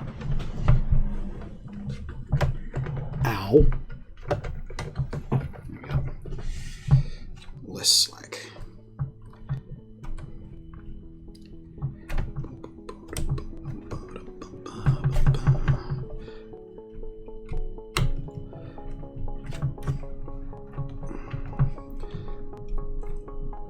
Oh, I don't like how much tension it's putting in the socket. Come out of there. Let's see if we can convince you to bend a little sharper. There we go.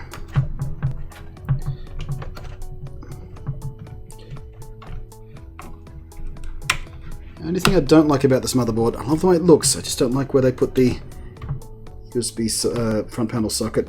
It's just sort of in the middle of the board there. There's no way to do that tidy. Or is there actually? What if I come... Oh, excuse me, underneath the board and come around the other side? Might be slightly tidier doing it like that.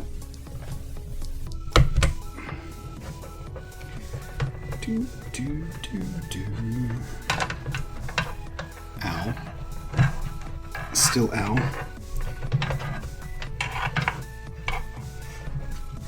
Oh, is there any universe where you would stop biting me? Actually, no, fuck that. I'll just do it like that. That's fine. This isn't going to be its forever home anyway. Sooner or later, an AMD system would be going in this case.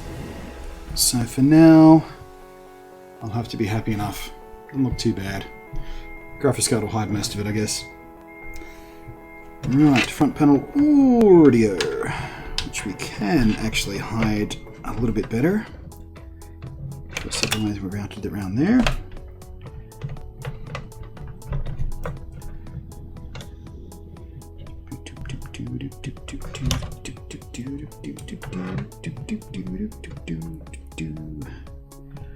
Okay, blank is around that way.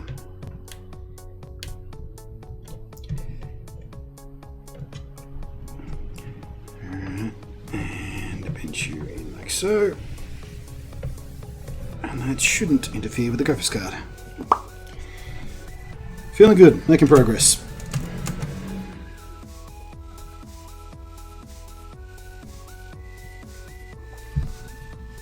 I have a 1060 6GB, and when I play Battlefield 1 I barely get 60 on medium setting. That doesn't sound right. Definitely bottlenecking the CPU. No question about that. Should be able to monster that game with a 1060. Okay, so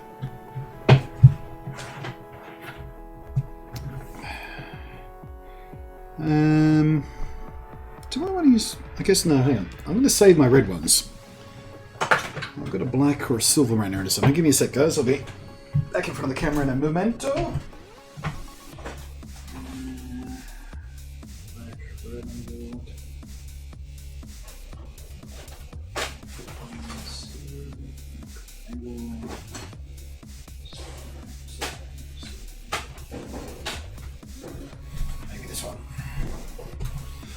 Seeing as we're not going to see much of this cable anyway, I might as well keep it subtle. I can get a right angle straight underneath the board.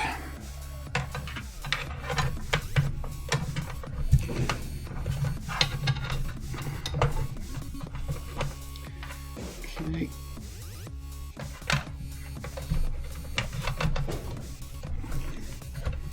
Behave, please. There we go. And in. Come on. You can do it. There we go. Slot 0. Beautiful. Super tidy. Wouldn't even know it was there.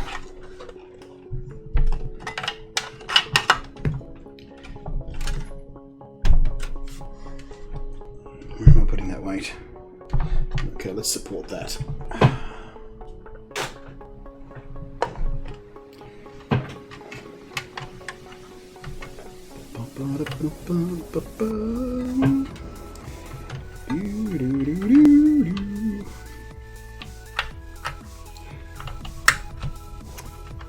Beautiful.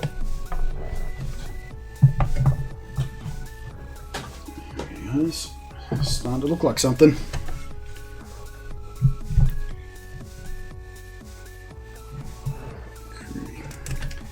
Right.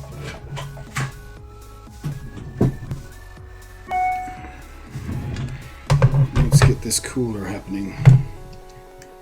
My fan control unit for a second. Ow! I hit my heel on my bloody chair.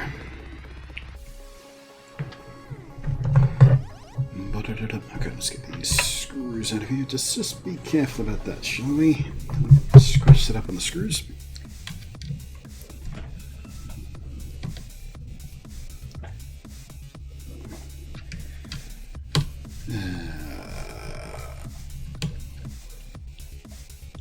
So I'm sure it would be better than OC.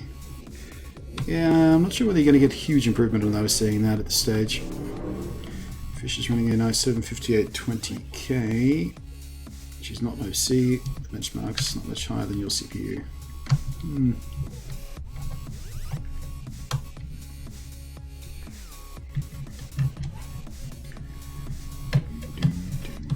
Awesome Friends 56 is hosting me apparently, thank you.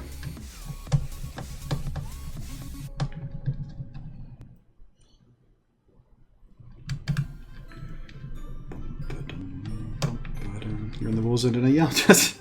I keep belting my ankles and my knees and my toes on everything inside. Okay, good.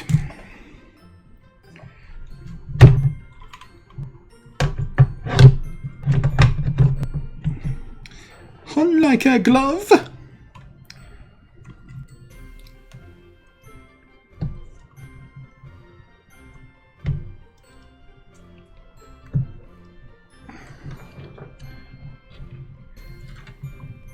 Right, or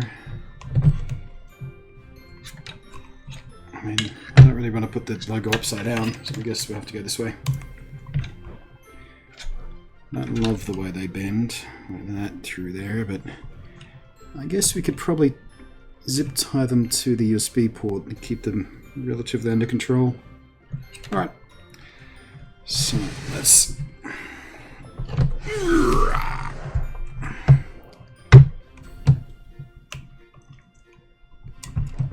Would you just find a position where you're not face down, please? Stay, thank you. Thermal paste.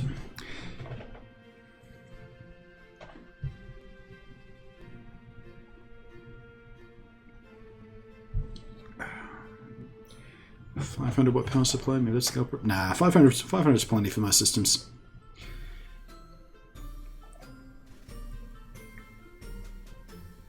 All right, goopy goop time. I can feel myself being slightly sloppy because of the beer. I mean, I haven't had that much beer, but I can just feel it messing with my coordination a little bit. That's pretty good. That's a pretty good gloop. I am satisfied with the gloopiness of that gloop. Okay, let's give this one last little go over.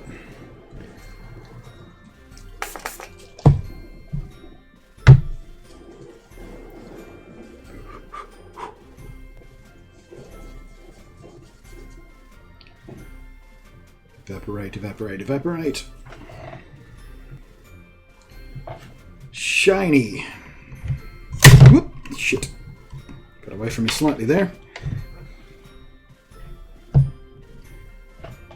Gentle, gentle, gentle. Oh, man, these cables are just slightly fighting me.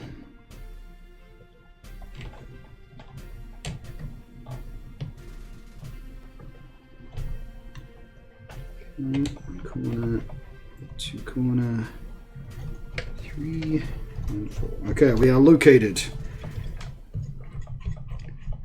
Opposite corners, opposite corners, opposite corners. Do the mantra.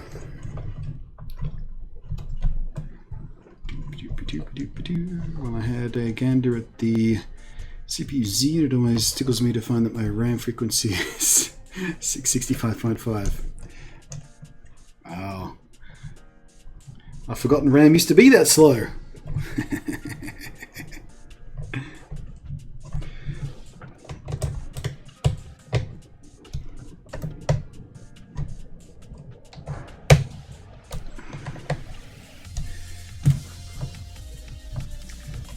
Alright.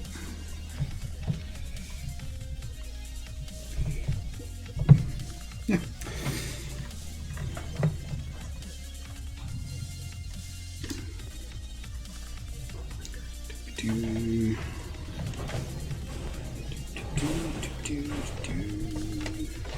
Let's see if I can thread you under here. Where's my... Come here. A little bit tricky with my cable routing here. Hide as much as the cable as I can. Come here. No. Gentle, gentle, gentle. Gotcha. Ow. Things on this case keep biting me. The sharp edges on the cable tie here and the... I mean, the case itself doesn't actually have any sharp edges at all. All the edges are actually folded over and cleaned up and everything, but I keep finding sharp bits of the components to bite me. Okay, so that's the fan header. This is the CPU header right here. And... oh, that's a tidy job. Just like I bought one.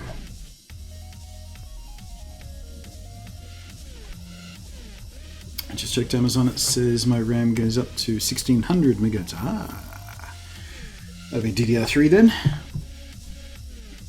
Yep.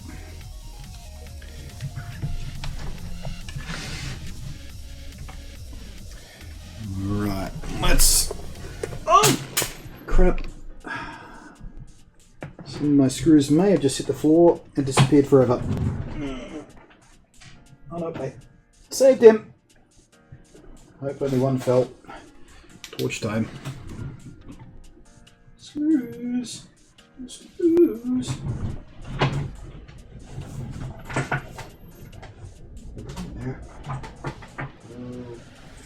Pretty sure I only lost one screw.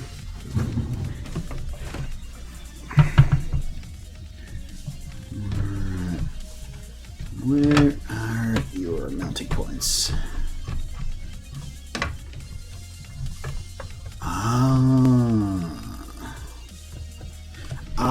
Okay.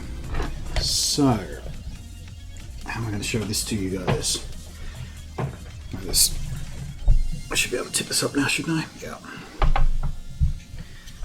Right, so those, will you stop dragging my mousepad around?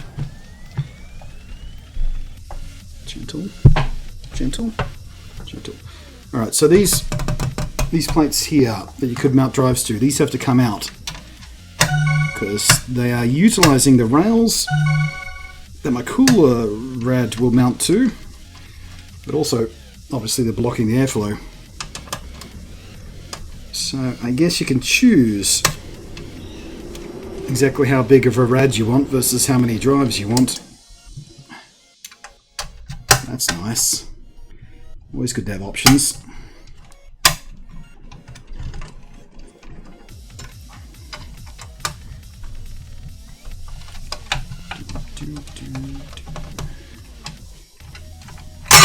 Oops, a daisy.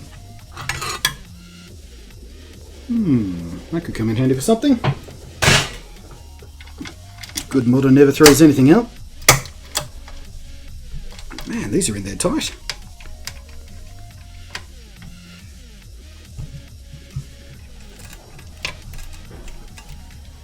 Excuse me, cables. Just gotta get between you there. Don't mind me, I'll just spread you. Are you running Windows on your Mac? Why the fuck would I run Windows on my Mac? Why would I pollute my fine machine that works perfectly with something that gives me nothing but frustrations? The only reason I tolerate it all is because it is the default gaming OS. Like, I would literally be running SteamOS or some kind of Linux derivative if gaming was even roughly equivalent to the Windows experience. Because I fucking hate Windows. It's a constant thorn in my side, always getting in my way. And I mean always. Okie dokie. Slight trick to this. I think I might need another hand. Just wanted to ask, haha. Well, you were going to get one of two answers. Either the incredibly offended answer that you got, or a simple yes. There's... Crap! I just lost another screw. God damn it. I really should have magnetized my screwdriver.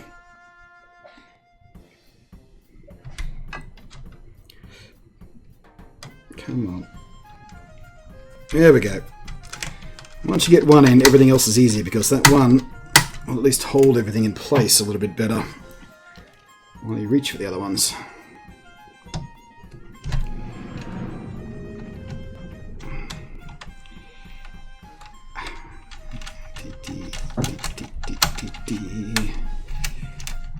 There we go.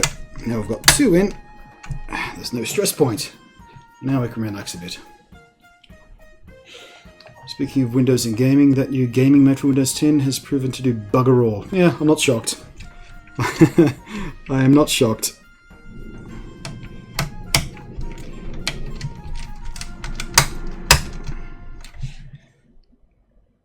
It might be helpful to people who have no fucking idea how to maintain this system at all. But to anyone who takes even a cursory attempt to keep this system clean and efficient and relatively tidy, then yeah, I doubt there's much Microsoft's gaming mode could do.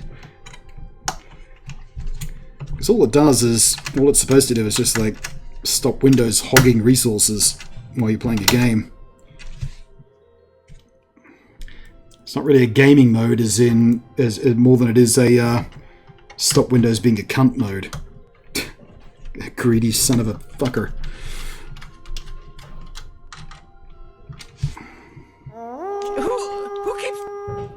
Who's blowing that stupid horn? The Dank Avenger is blowing the stupid horn.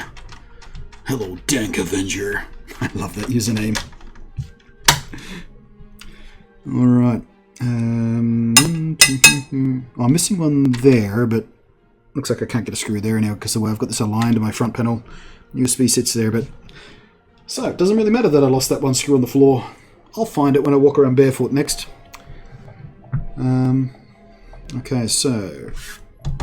That's in place, that's in place. I don't think we actually need to do anything more in the back here. I'm not going to close it up yet because we still need to do some cable routing and maybe that lighting system. But I'm feeling pretty good about how that is working. Alright, now...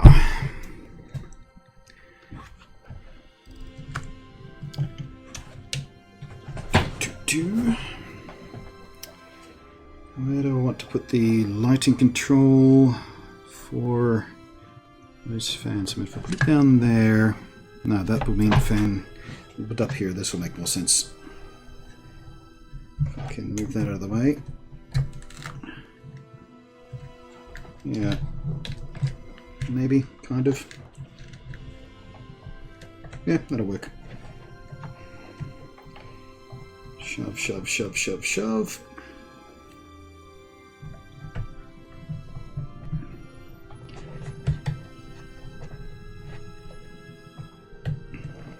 Come on. What are you hung up on back there? Nothing? Good. So, let's undo this cable tie right here. Reroute these cables.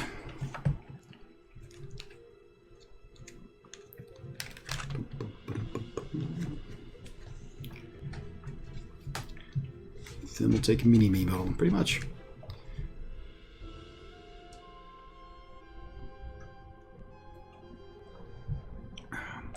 It's a good thing Blunty does not drive. I do drive motorcycles, though. He'll be driving around with 3 out of 5 nuts in every wheel at this point. No, I wouldn't. I'd buy those racing wheels that only have one big nut.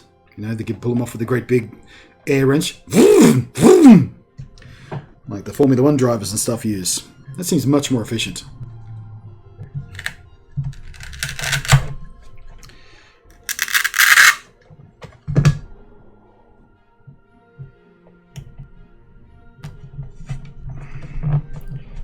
Velcro. Sorry, hook and loop. I don't know whether this is Velcro brand Velcro. Hook and loop fastener. Let's do this one first. So that way I can come through here. There we go. Hide that sin. Nice.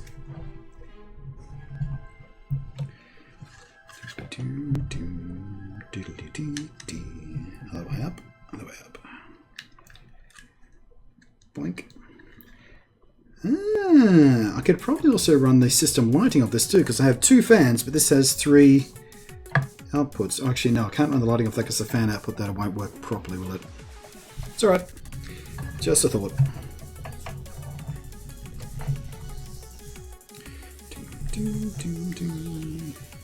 Actually, can we get rid of these tags? These big, ugly white tags.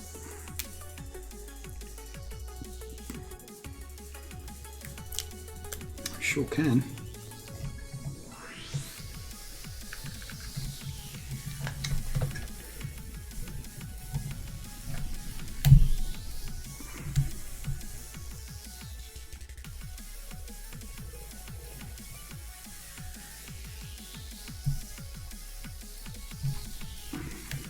There we go.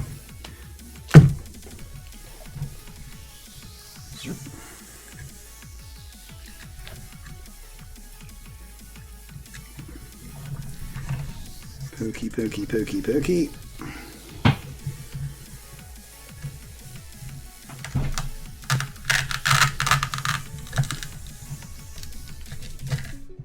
Love it.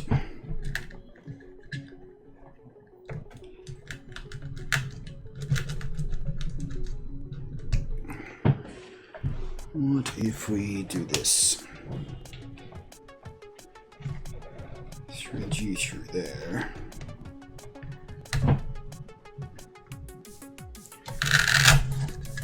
Bury you under here.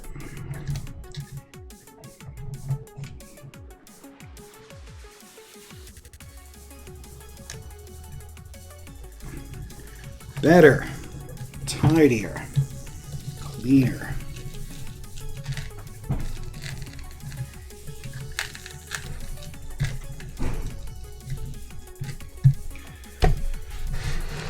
You guys couldn't really see what I was doing much there, could you? Oh well.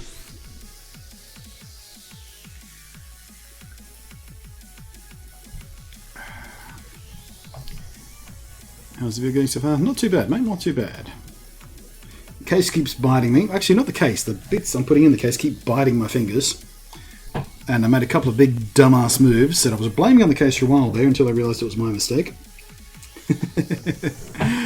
But everything's coming at Millhouse right now. I'm liking the way it's coming together. I'm doing the cable routing, which always makes me full of joy because I like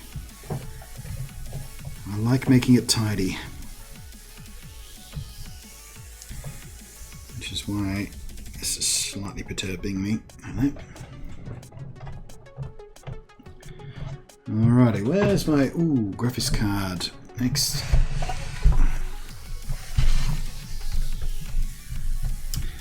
Where's my little loopy-de-doop thing? Loopy-de-doop thing. Loopy-de-doop thing. Which must go there. That way.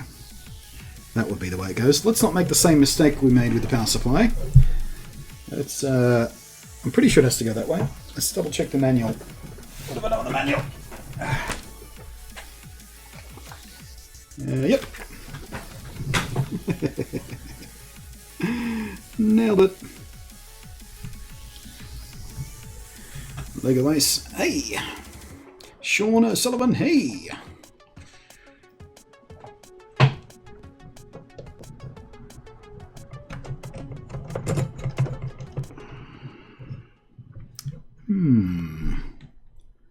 Actually, let's pause.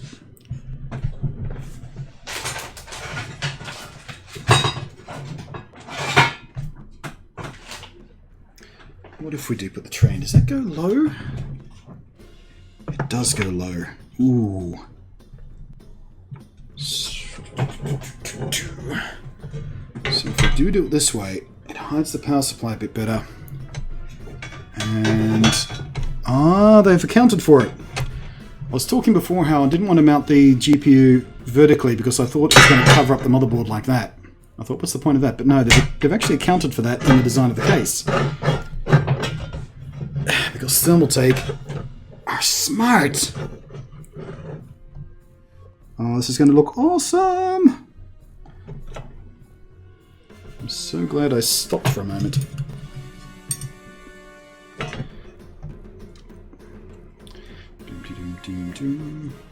Does the MSI... Yeah, the MSI card will work this time. However, for the initial tests of this, I will be using the same video card because that's what I did the benchmarking with on the Skylake i3.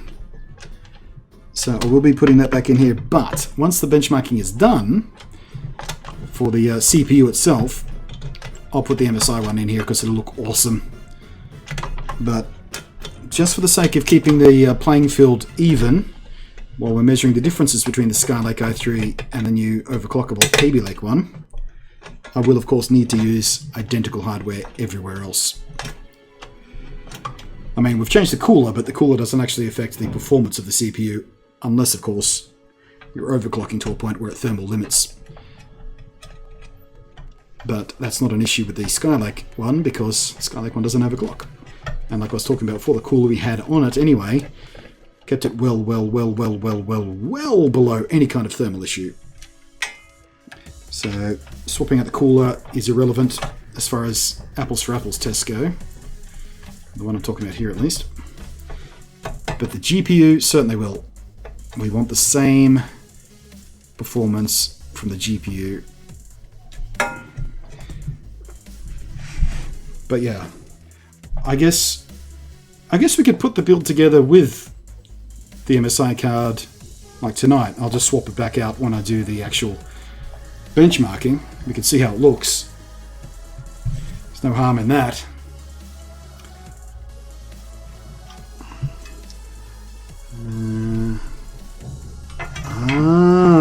Check this out.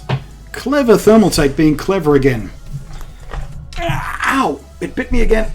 Alright, so top camera and the top down camera. So there's your graphics card thing. Here is the plate that goes vertical. They've actually left a cutout for the AV stuff, the audio stuff. So we can pop that in there, and it's a perfect cutout for the USB and the audio stuff. That's why that gap is there. I was wondering why that gap was there when I pulled it out of the box first time. I went, well, that's a weird shape. Wonder why they did that. But that's exactly why they did it. Because they're not dummies. Blunty's a dummy. Thermaltake engineers are not.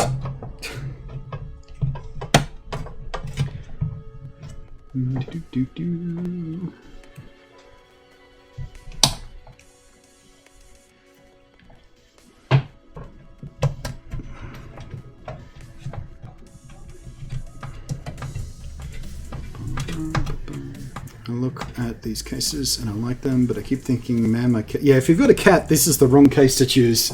Your cat will fuck up your system. If you've got a cat, buy one of those soundproof, heatproof systems that, you know, just seal it up as much as possible, because a cat's just gonna ruin your day.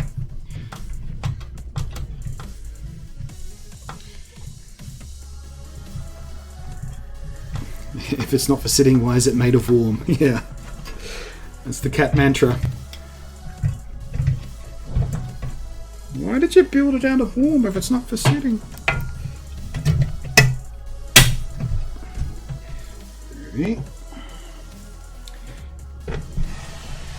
Don't need you.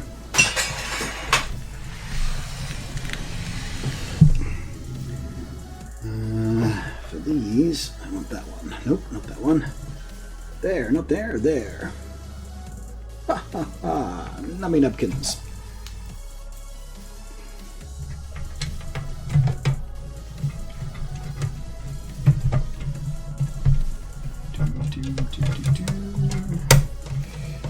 Yeah, this little platform here is going together exactly how the one in my machine does.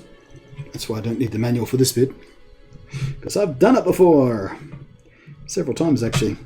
That rig has had vertical card, then horizontal card, then vertical card, then horizontal card. And I keep changing my mind for a while there, depending on what I was doing. and the extender cable got mounted for a while, so I had to go back to a horizontal card because I broke it. Moving it too often. Had to get a spare. Come on, there you go. There we go. Rigid, beautiful. What? Not quite rigid? Oh, okay. Yep, that one.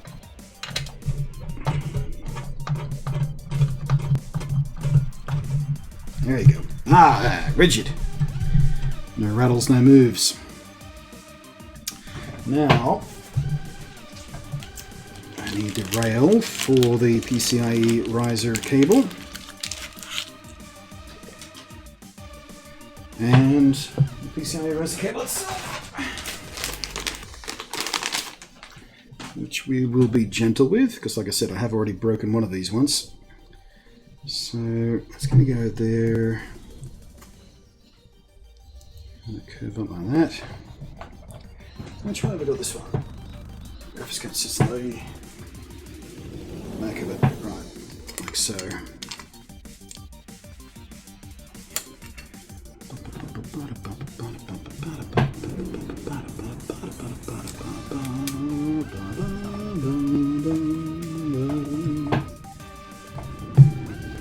Yeah, it's another one of those jobs I need another hand for. There we go.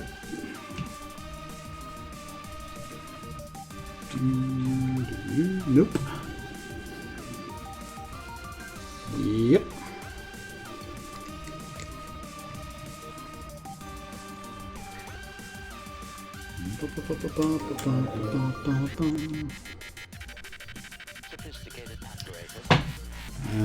I'm still using the Razer mic for everything. Pretty much everything. Not for this though. The Razer mic,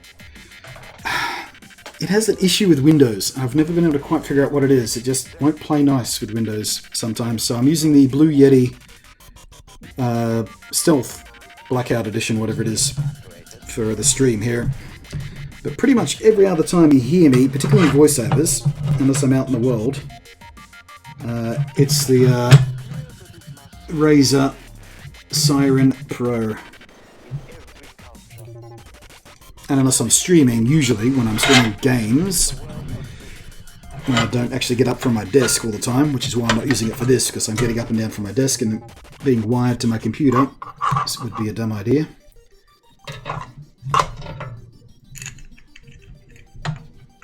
Wait. I have to come up from the bottom for this one, don't I? Not through that one. Other way. Ooh, which means I might have to disengage that power supply. Briefly. It bit me again. There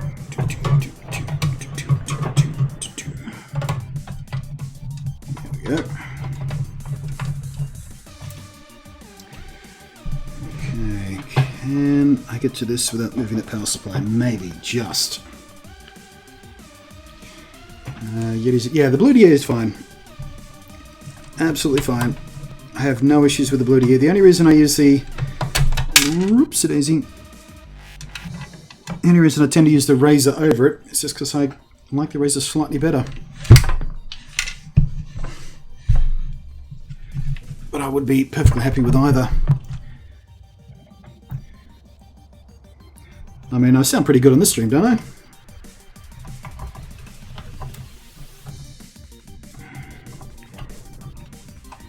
Come on. I know I'm at a weird angle here, but just cooperate with me, would you? Just find your bite point, please. Okay.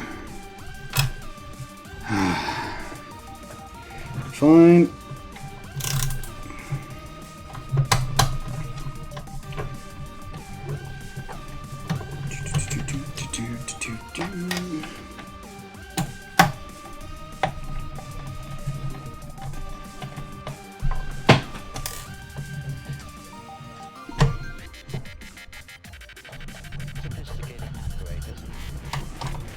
Sophisticated apparatus.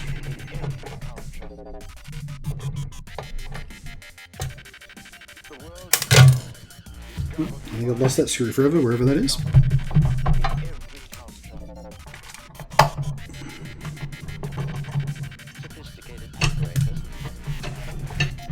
Oh, you would. You would, wouldn't you?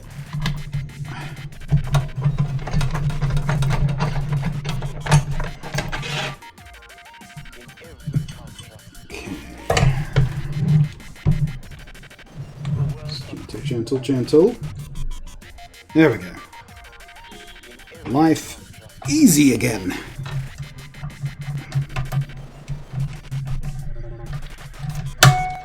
Sound levels are better today. Yeah. It was the same mic yesterday. I spent a little bit more time tweaking the audio settings today. That's all. Turned up the gain a little bit more. Ran a noise filter on it so I can get away with the higher level of gain. But yeah, I noticed when I uploaded the replay to my secondary YouTube channel last night, it was a little bit quiet. Not inaudible so, but quieter than it should have been.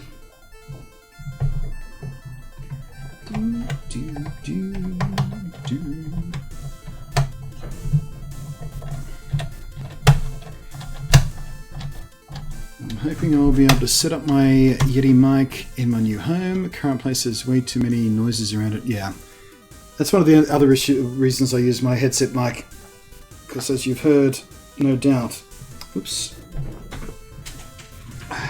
There's another screw I've lost forever. God damn it. That's 4 screws on the floor I'm going to find one night.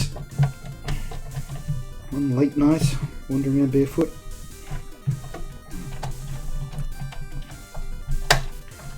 Better. Excuse me, sounds like I've got a courier.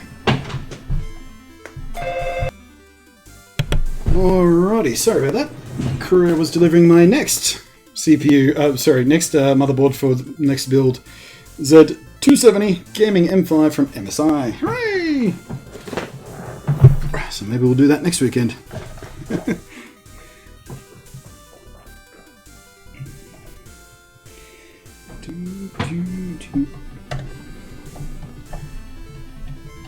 RIP 4 screws, 1 Thermaltake PSU holder, and 4 Blunty bits.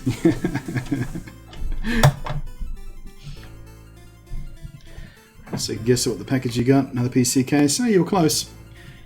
A new build is needed already. Yeah, that'd be funny, wouldn't it?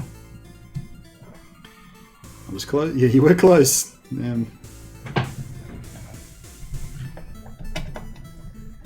But I do already have a full-size case waiting for a build for that particular motherboard. And of course I've got the i7 back here. Where is it? There we go. Got an i7 waiting for it. So, got everything I need to start that build now. I think we might do a live stream for that one too, because I do like this. I said it yesterday, I'll say it again today. I do like live streaming these builds. It makes everything take way longer, and I make way more dumb mistakes because I'm distracted, but it's more fun. And it gives you guys something to watch too. Come on, where's your hole?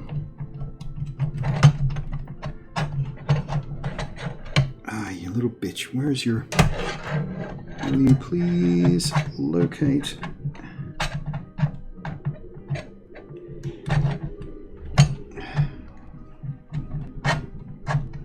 Bloody hell! Locate your hole, please. This way, make more easy.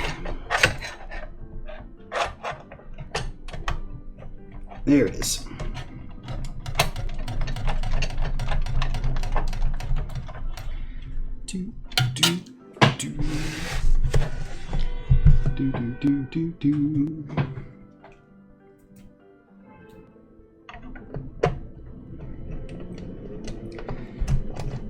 And braced. Good.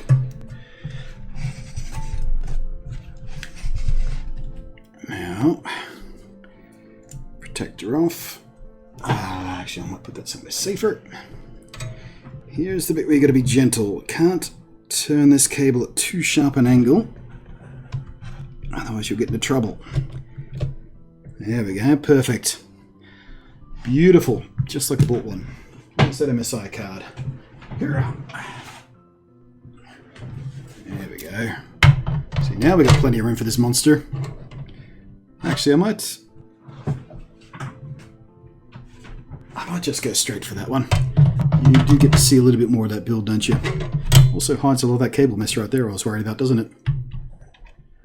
Yeah, we'll just go straight for that one. The MSI card is still a bit big. I mean, it'll fit in this case, but it still hides too much, I think.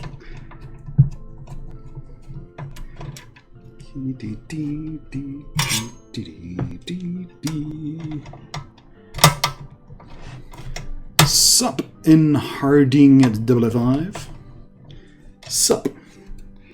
Sup with the wax, sup.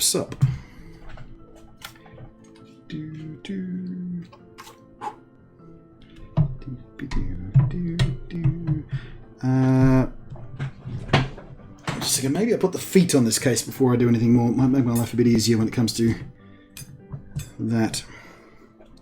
So, feet. Right, and that would be these long screws, which are a pain in the ass to get in here if I remember correctly, and I do remember correctly. Got to travel on through the little channel here.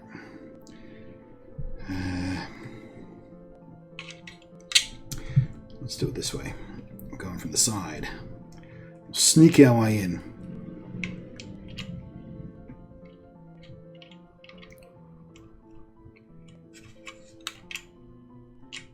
That's one.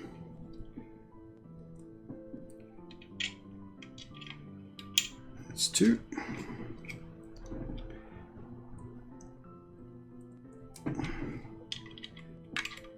And three.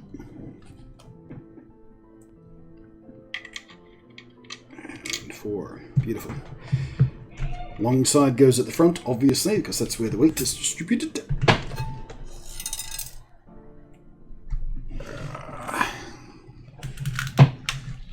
Probably should put these on before I did the build, but whatever. I live dangerously.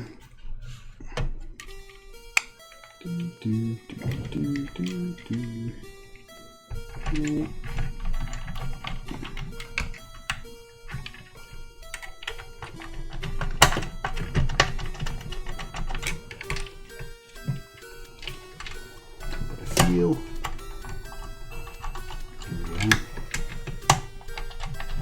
There we go. All screws located in their holes. Let's send them home.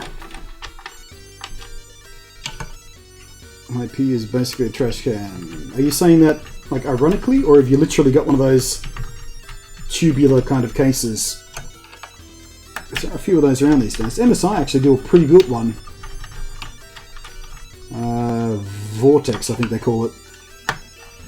And of course, a few years back, a Mac Pro started coming in that tubular design. Okay. One set of footsies. That was relatively painless. Come here. Come here. There you go. And one located. Two located. Jams out to the left. Yeah, this is not actually Lavender Town. It's called a Purple Town. It's a sound-alike. A copyright-friendly sound-alike. And I think this is the first track that ever made me aware of TechnoX, who's the musician responsible for it. As is, he is all of the music you're hearing today on my stream. I went looking for a remix of the Lavender Town theme for some reason. I can't even remember why.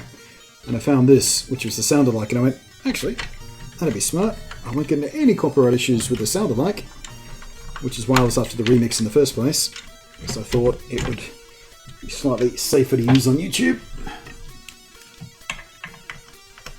But this guy's music is all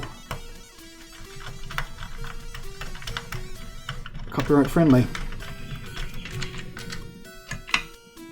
as long as you attribute, which I don't think I have done on Twitch here in text, but I am saying it every now and again, and of course will attribute it properly once it goes on YouTube. Yes, TechnoX, TEKNOAXE.com. Pretty much every piece of music you'll hear in my videos for the last couple of years or so has been his. Lots of different variety and genres. Something for every purpose. Good. Now we can freestand. Oop! Found the screw that I lost from the power supply. So, hey, hey, baby, how you doing?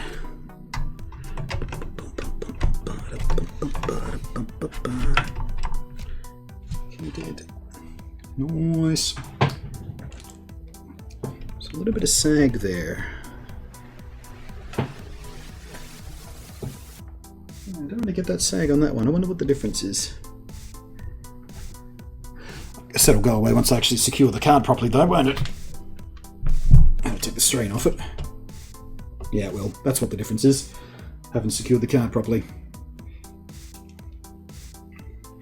Zoop.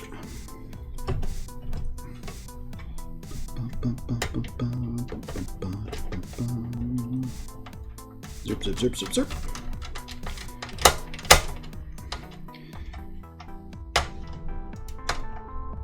4 gigabytes of DDR3, i3 500 Well, I've seen worse. Not recently, but I've seen worse.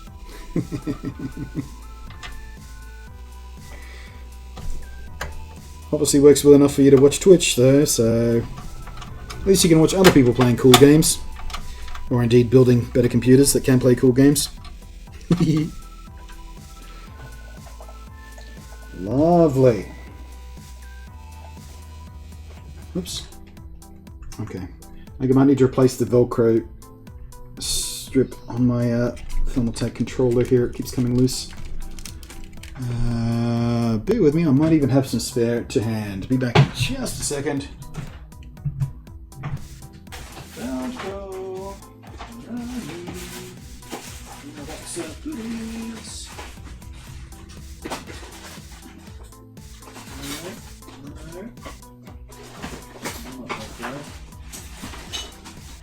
Ow.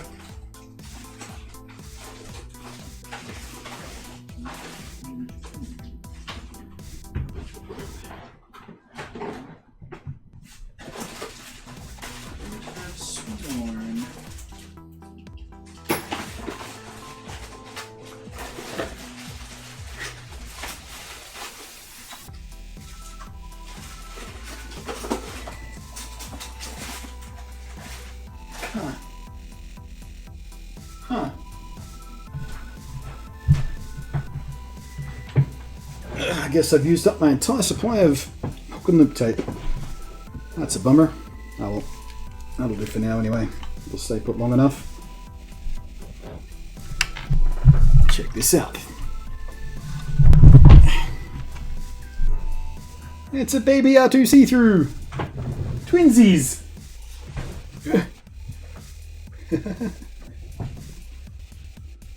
They're so cute!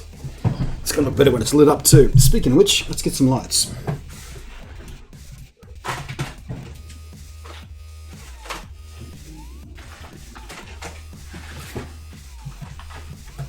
Lights!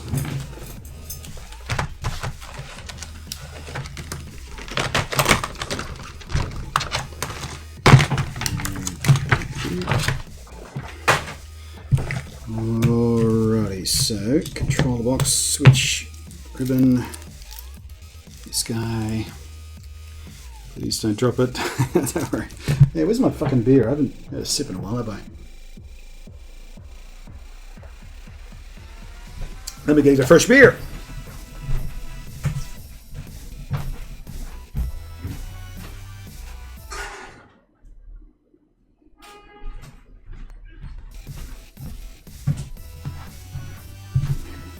Aha! I didn't bang a single piece of myself against anything else. Success.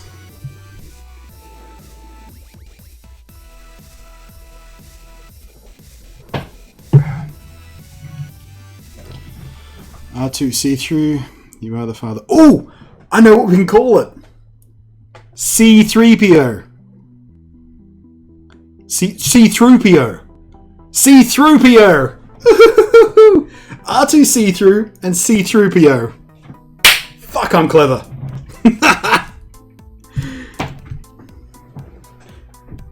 I know what we haven't done. We haven't actually run any power for the graphics card or the hard drives. I knew I was forgetting something important.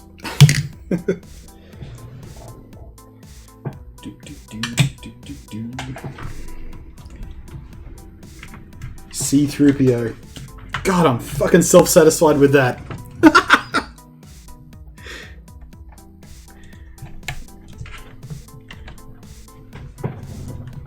How did I not think of that when I was naming this? Seems obvious now, doesn't it?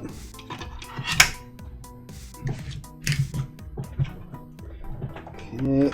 There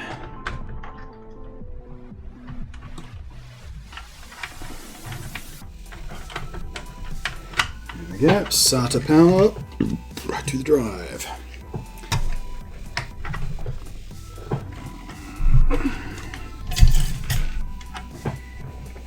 Do. Molly, mollix.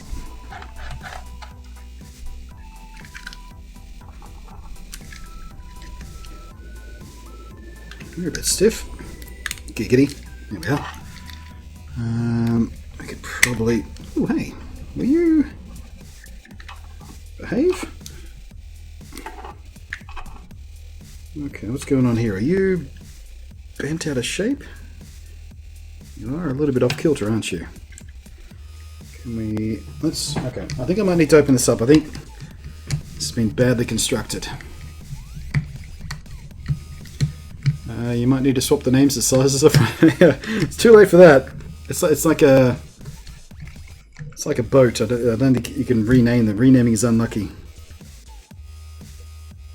Yeah, you aren't quite located in your circuit board properly, are you? I don't know how well you guys can see that, but the Molex connector is pitched up, and it shouldn't be. Its little locating pins haven't located themselves in the circuit board holes properly. That's bad construction. Who made these? Who made these fucking lights? Bitphoenix. That sounds about right. Let's see if we can get you located properly. Otherwise, you're going to be a huge pain in my ass. There it goes. That's 1, 2. There we go. Now it's sitting level. See, this is why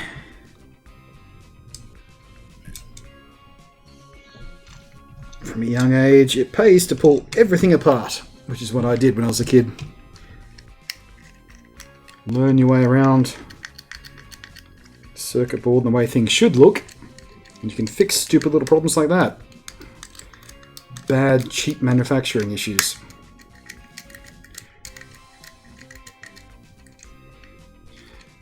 See-through PO. Yeah. Right. See-through PO. You have no idea how chuffed I am with myself. There we go. Now that's located properly. Just magnetically attach it there. Right, where can we pull the lights out from that will be convenient? I think if we thread them through there with the extension, we should be able to, not the long one, where's my short one?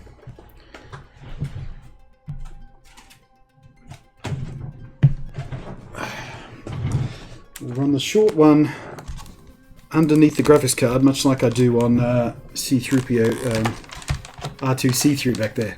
I transposed the names already. Thank you.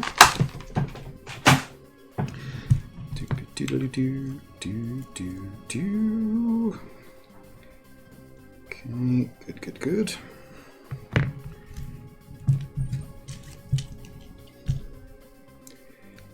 Alright, we also need somewhere convenient to locate this. Okay, we can put the switch kind of behind the graphics card we should be able to hide it there pretty easily so we can control the colours. So, switcheroony.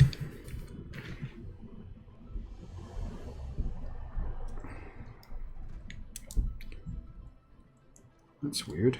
Why is that like that? That wasn't like the other one.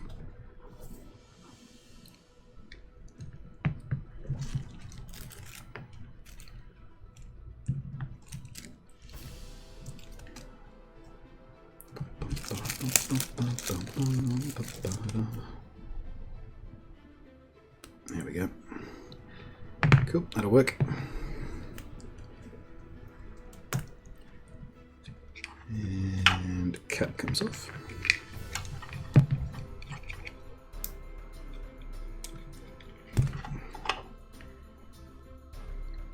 Wait, no, I need that. Ah, now that makes full sense. That's weird. I must have two different versions of the kit. The one I had used yesterday didn't have that. Oh, you got no idea what I'm talking about because it's too small for the same camera, but yeah. Slightly different configuration than the lighting set I used yesterday, which is exactly the same brand, make, and model. Weird. Right, here comes the awkward part. Can I get these into my...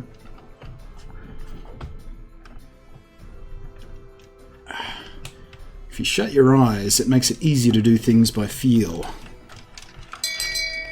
Oh! Shame. Shame. Shame. Back at it again. Shame. Shame. Shame. Message reads, OCD begun Mark 2. Right, we have fixed up that decimal problem apparently, have we? What do we got here? 151 from Fossils Glasses. 151. There we go. There we go. Now we're back in business. 225.95. Hooray for 95! We're back at even Stevens. And we're even sort of at the 225, which is half the 10, which is making me feel very relaxed. Don't need that right now. Put that in there. Put that somewhere safe. Don't worry about this power supply in a minute. That goes there. That goes there. That comes with me.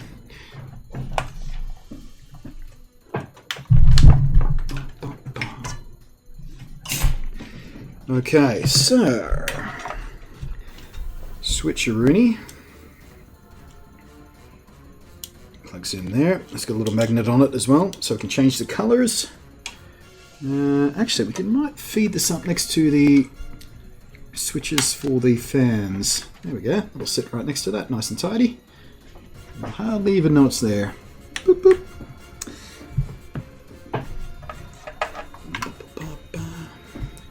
And right, how did we do this before? It's the 12-volt rail to the marking with the arrow, isn't it?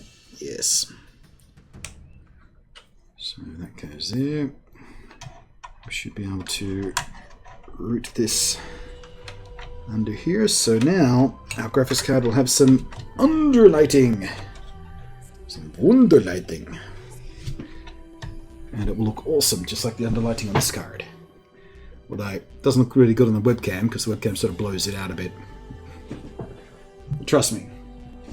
To the human eye, it looks fantastic. Hey, fossils! 7000 series build. Yeah.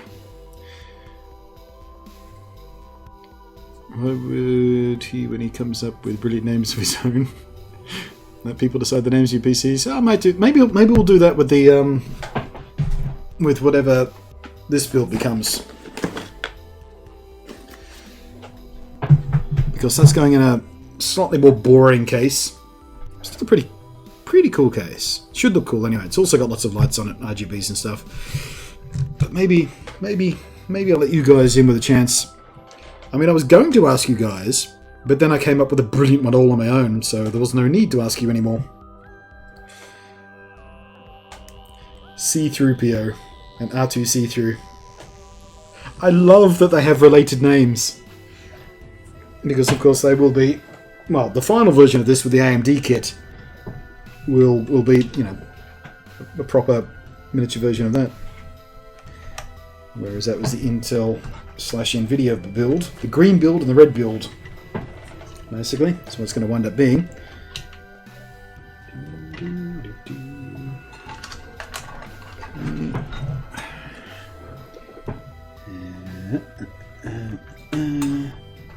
So another one's going to bite my fingers. Ow. Ow! Come on. Come on. Let me just guide you in the hole. Oh, there he goes. Giggity giggity goo.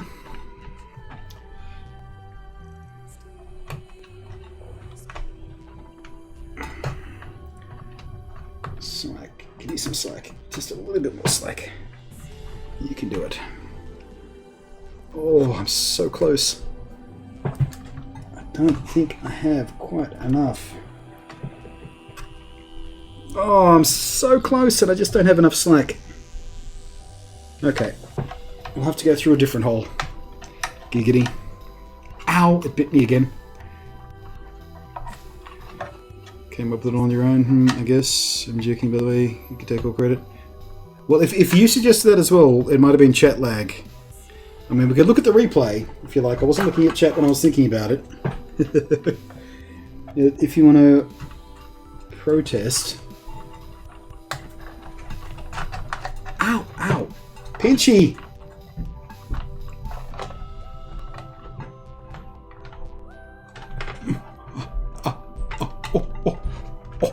There it is! Nope. Oh, oh. Come on. Oh. No. Oh. Oh, I'm so close. I'm so close. Don't stop now. Don't stop now. There's the hole. Oh! Yeah, get in there. Get in there.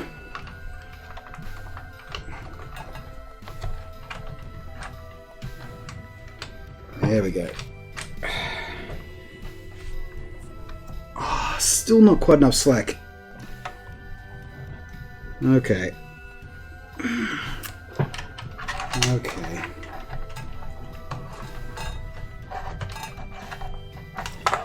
Plan C.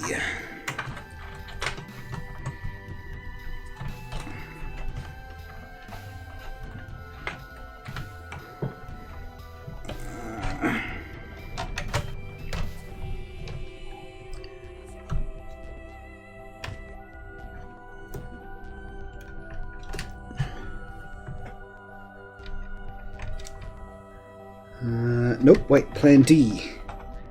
I see you there, Plan D. What I'm trying to do here, for those of you confused about all the noises I'm making, is trying to find a nice way to route this cable that'll be as tidy and invisible as possible to the cursory glance. And what I've done right now is succeeded.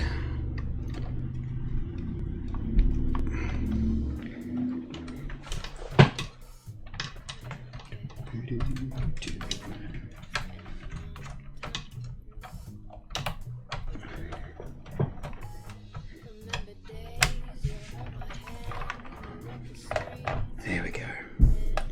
There you go.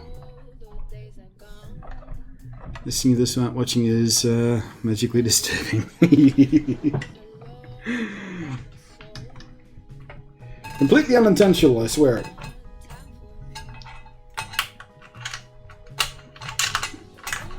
I'll just hide that one there. Jam that one in there. Gently stuff this one in here. Alright, so let's take stock of things. Oh, look up, that's hooked up. The power supply for the driver's hooked up. Look out! Who's blowing that stupid horn? Ludicrous! Nice name. Thank you for blowing the stupid horn and for the follow that accompanied it. Dooby-dooby-doo. I think I'm ready to close up the back panel. That's wired up. That's wired up. That's wired up. This is ready. That's ready. That's threaded through there. And that goes through there. Alright, here's my back panel.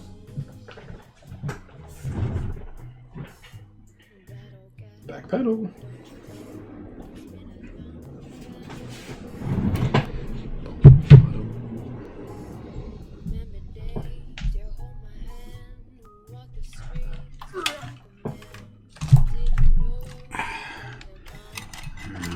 little bit of a tidy up before we do this.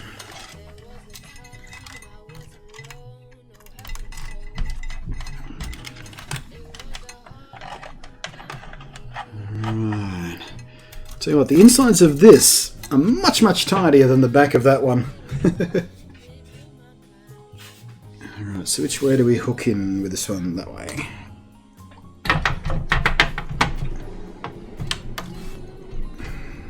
Actually, before we do that, magnetic dust filter on the inside where it's tidy.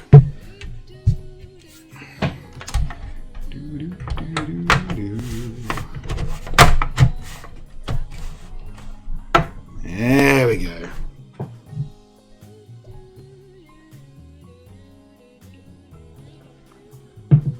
Have you fired up the blue smoke canister yet? Shush! We do not mention the blue smoke.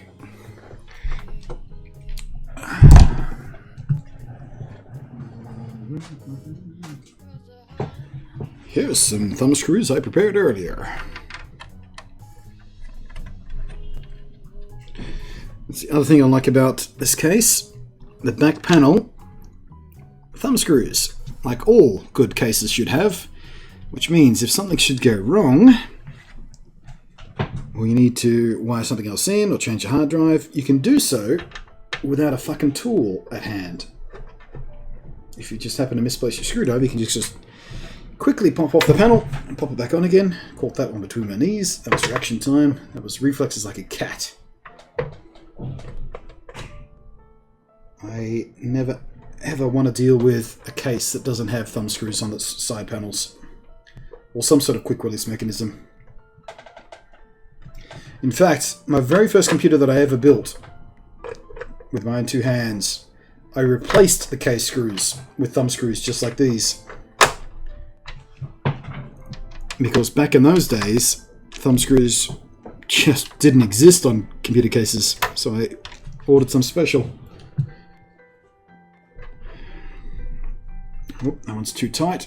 These need to be loose enough to actually undo by hand. Okay. Good. That's too tight. Good. Good. So, yeah, as you can see there on the back, Visa and whatever the other standard is called, mounting points.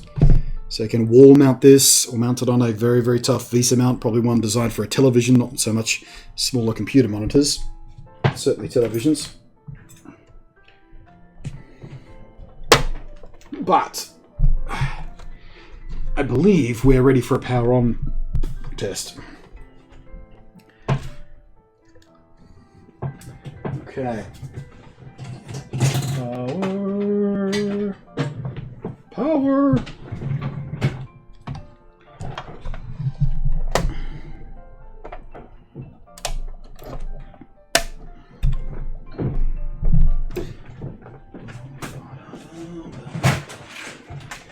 Keyboard, just because I'm an optimist and I expect this to work.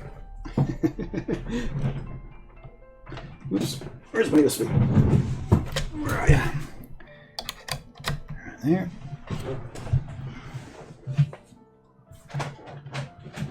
Ow, ow, ow. Oh, chair wheels on mouse cord. Yeah, mouse.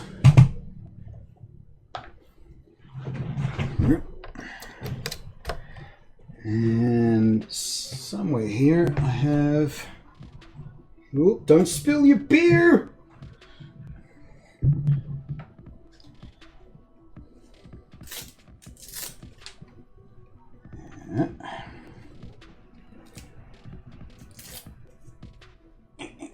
HDMI cable, which we will put in the HDMI cable port. Alrighty. We are basically ready, I think. Careful with the beer. Keyboard. PC.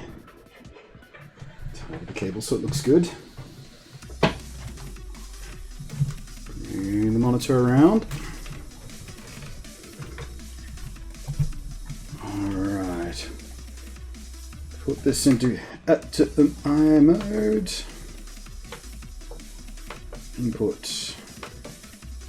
HDMI. Say a prayer to the silicon gods. That's a good sign.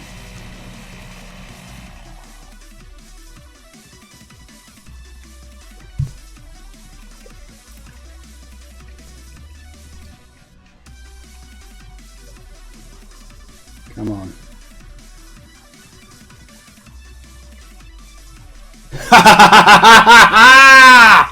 Victory!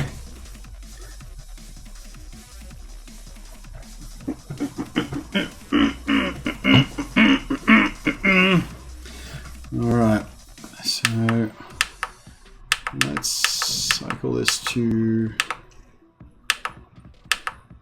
green. Let's cycle this one to green. Ah. Ah.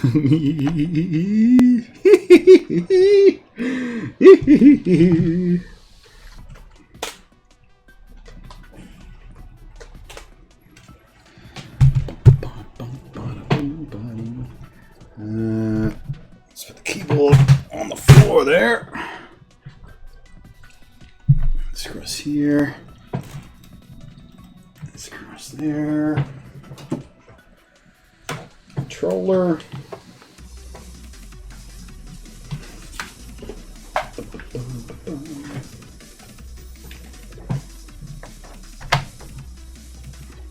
Groovy. Alrighty.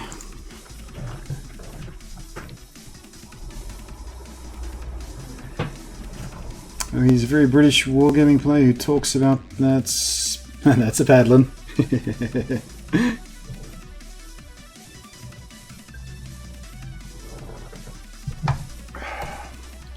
Steam, hello, are you loading? I know you can't find the internet right now, Steam, but just trust me. Load up.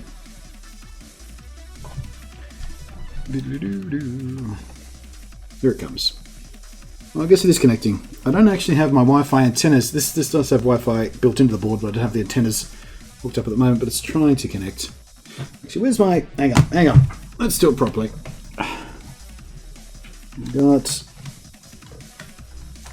Here we are. I've got some Ethernet for you.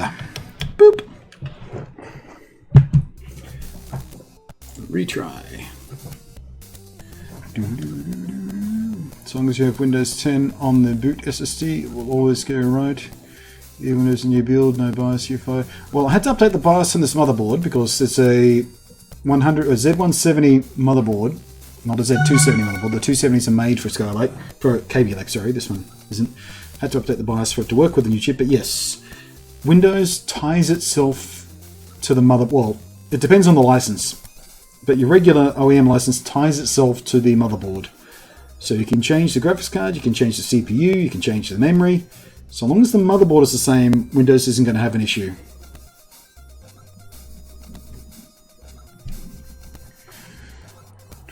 So long as you do hype. Yeah, come on, subscribers, give me some more hype. Give me some hype explosions while Steam is trying to... I think Steam is being a bitch again. Exit Steam. Alright, give me my task manager. Gonna kill Steam manually. Where are you, Steam? There you go. Web helper, end task. Bootstrapper. Where are you, Bootstrapper? Come here. End task. Let's try Steam again. I did the chat thing. Hooray! Oh boy, oh boy. Oh, hey, pat on the back. Pat on the back for this guy. Pat on the back for family treason. Subscriber only 12 months through to 0. 1 year. There we go. Steam's working now. Alright, what have we got on here? Games. No, wait. Local. Let's go. Mafia 3.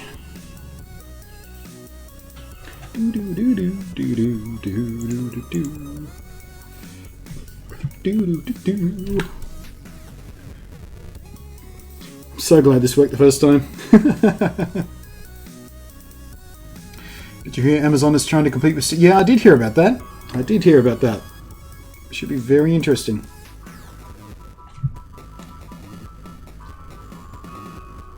Oh.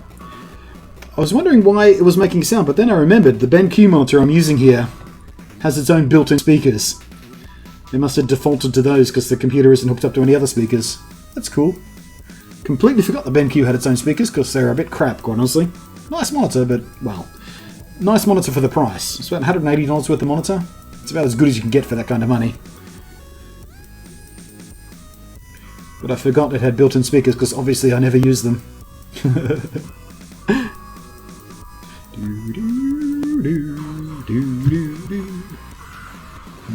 That's the wrong mouse. I want the mouse for my desktop machine over here.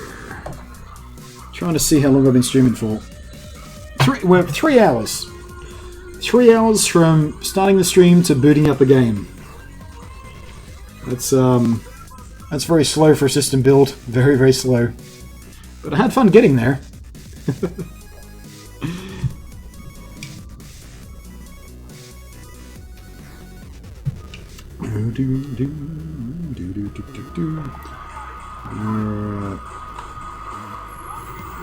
we go. Boop, boop. Yeah. Alright, give me a sec. Shift tab. I just want to get my frame rate up on screen. Whoops, no. Shift tab. Settings. In-game. FPS counter. Top right. High contrast color. Okay. Turn to the game. Right, we're at 42 FPS. Whoops, a daisy. Went to the creek slightly. I can't remember whether this is the same kind of FPS I was getting with the Skylake chip or not. I'll have to double check that, and I will do once I do the comparison stuff, but obviously, working perfectly. Alright, I can't drive like this.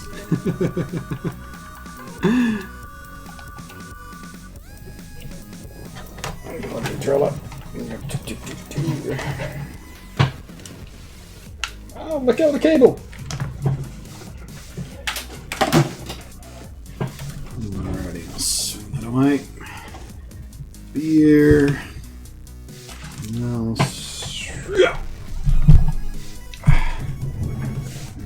Let me, now that's all lit up, let me see if I can, what's the best way to carry this? If I scoop it underneath, there we go. Actually, let me disconnect this stuff. There we are. R2 see-through and C-3PO.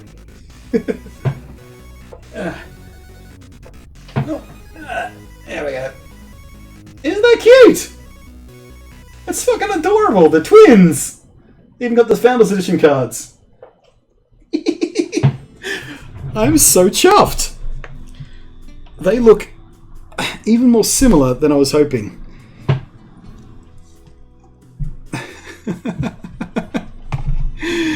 I'm so fucking chuffed. It's awesome. Mini-me for real. Yeah, it really is Mini-me. I mean, it's literally just that, but squished. I'm going to still have to do some fine-tuning. I need some new hook and loop tape for this thing. It's not quite sticking properly. But then again, like I keep saying, this will eventually be an AMD rig. It'll be a Team Red rig. So it will eventually be AMD's new... There we are.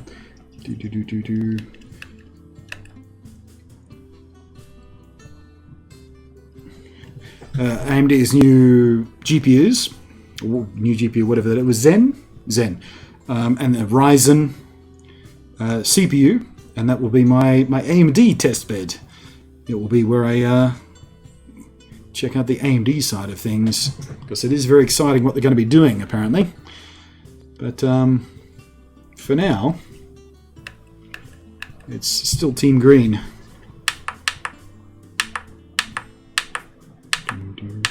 Whoops, went too far. There we go. Chuffed and drunk. Well, I'm not really drunk yet. I'm tipsy. This is 3? 4. Who's been keeping count? I think it's 3. But they are half-litre beer. They're 500ml. Basically a pint. 3 pints in 3 hours? That's not enough to get me drunk. But I am jolly. I'm certainly feeling the alcohol. I'm certainly not drunk. Too bad you have to wreck that and put an AMD card in it. It's not really wrecking it. I mean, this rig, this motherboard, I think I have to send this i3 back. I think this is only a loaner i3. But I'll put the other i3 back in there, or I'll buy another Kaby Lake i3 if I'm that impressed with how this overclocks. I have to make up those own mind. Or I'll try desperately to talk the Intel people into letting me hang on to it. I don't know yet. But this, this computer as it sits, it will live on in a different case. It's just that when the AMD stuff launches, that's why I wanted this case in the first place. It just so happened that I lucked out and Thermaltake knew how much I was excited about this case, because there's a mini version of that, which I fucking love. They decided to give me a surprise and send me one. Because I had already talked to Thermaltake guys about it. I said, look, when AMD comes around, what I want to do is make a mini version of that, but for AMD. And he said, that's a brilliant idea. But yeah, I wasn't expecting this to turn up today or yesterday. Actually, no, it was today. It was earlier today. Jeez. But yeah, I'm absolutely chuffed. Absolutely chuffed. It looks brilliant. And when I do the AMD one, it will have custom hardline cooling, probably. Actually, it might not, because if I'm using it for an AMD testbed, chances are I will be testing more than one AMD CPU. So if I do hardline tubing, that will make replacing the CPU more difficult, won't it? So maybe I'll do softline. I'll still do clear tubing, but I'll do softline, but clear. It will make my life a little bit easier, I think. But maybe I can wrap the softline tubing in some copper wire or something to keep it straight and sort of emulate the beautiful straight lines I've got back there. Philip Cream Pie Rivers. What a name. Hello there. I'm building Kaby Lake Pentium. Oh yeah, we were talking about the Pentium earlier. A couple of hours ago on the stream we were talking about that. Yeah, I'm very interested. I nearly bought one earlier today, as a matter of fact. Decided against it because it's money I shouldn't be spending right now, because other costs to consider, like my Switch, for example. I have to keep money aside so I can afford that fucking thing. Although thankfully, my lovely stream people have reduced my Switch debt of shame by $225.95. Hang on a sec, is that... Hang on a sec, I need to do some math. What is it? It's 469.95 divided by 2 is 2. Oh, we're so close. I was going to say, is that half? But that's not half. Exactly half is $234.97.5. For a second, yeah. Of course that's not half. I know how to do math. But yeah, lovely generous chat people have reduced my Switch pre-order by, for all intensive purposes, half. I guess, yeah, but between that and the cheer stuff, it's probably easily half. But the thing is, with the cheer stuff, I don't get that immediately. That happens... It's a 45-day window, I think, or the next month or something. The way Twitch do the payouts for that subscription fees and cheers and stuff. It's not like you get it the same month it happens. I don't know. It's a processing window so they can earn some interest on it or something, I suppose. But yeah, when I do the AMD build, I might talk to Thermaltake, who do the case, about one of their power supplies. Because they've got a couple of power supplies that just have lights on the side here, deliberately designed for exactly this kind of case, so I could tell the load on them and stuff. Also, I think Corsair do a couple of nice power supplies too that might look pretty good here. But this power supply, which is a what is this? This is the X Predator 65 80 plus gold rated.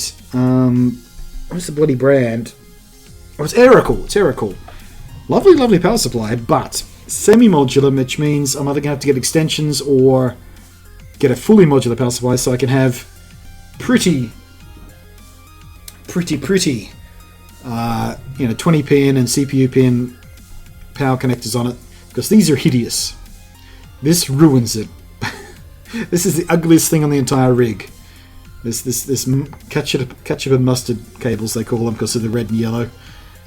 But when I do the AMD build, those will be replaced either by extensions or by a fully modular power supply that has properly coloured custom cables.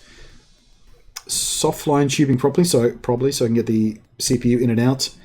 Although the Thermaltake all-in-one cooler does look pretty good in this, even with the plain black threaded tubing on it. But yeah, the power supply, definitely. I need at least a sticker. Even if I do use this power supply, I need a sticker or something, because that looks hideous. I need a better looking face to that power supply right there. And probably, I mean, obviously I won't get a Founders Edition AMD card because they don't exist. But I'm thinking, if I was given the choice, which I don't know whether I will be, but for a motherboard, I will go for Gigabyte or MSI probably, because those guys are super easy to work with and are more than happy to help me out every time I've asked for any kind of assistance or advice or anything. Brilliant people to work with. But I don't know whether I'll be able to get a motherboard from them or through the AMD people themselves when they send out review stuff. Don't know how that's going to work yet. But I would like, obviously, for... I think MSI might be the way to go, because MSI's brand colour is red to begin with. So if we're doing a red rig for AMD, because that's their brand colour as well, MSI might be the way to go for the motherboard. Also the way to go for the graphics card, because that's what MSI's coolers look like. And once we get a full red rig in there, actually that is pretty big. It is pretty big. Maybe, I don't know. I guess we'll have to see what is actually available once they actually come out. My mum had a Cooler Master sealed water cooler. It was good for 3 years before it straight up died. 3 years is not too bad out of a sealed all-in-one water cooler. That's not too bad. I mean, it's on the narrow side, don't get me wrong, but if you get 3 years out of an all-in-one, particularly one from a few years back when they were kind of thinner on the ground, I wouldn't be too upset about that. The water block that I use in this, Thermaltake have just announced the new version. That's the 3, basically. The new version is the 4. It looks badass. I tweeted about it a couple of days ago. So I might use that in this rig too. It's very low profile, has semi-transparent LEDs sort of around the edge of it, and a couple of little subtle logos, not a big huge logo like this, couple of little subtle logos.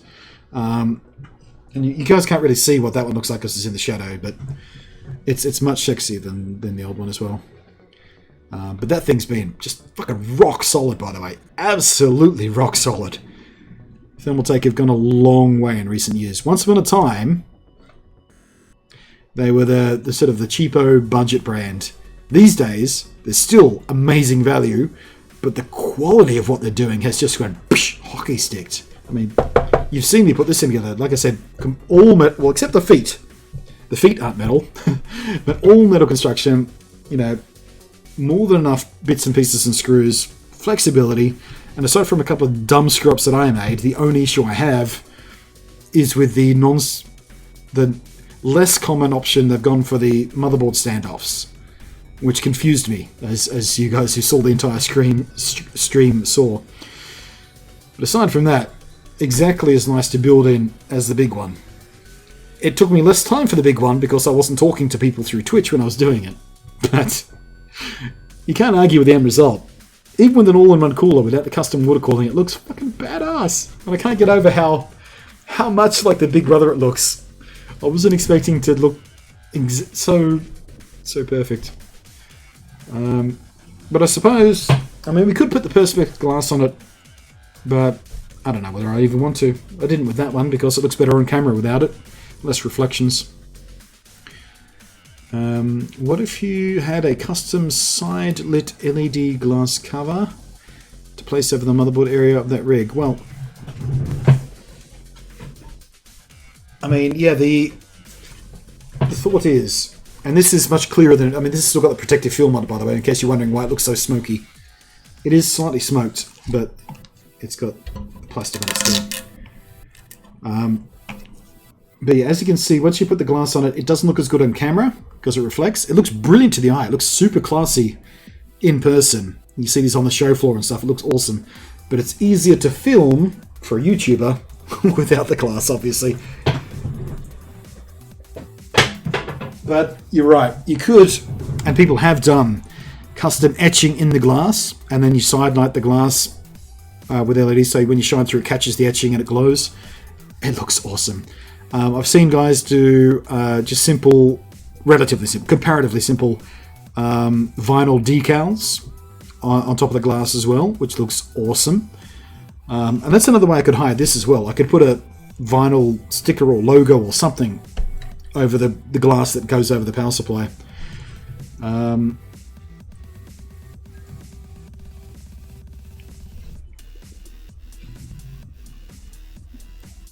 And someone that looked like a cassette tape. Cassette tape. Oh, yeah. I know what you mean, yeah.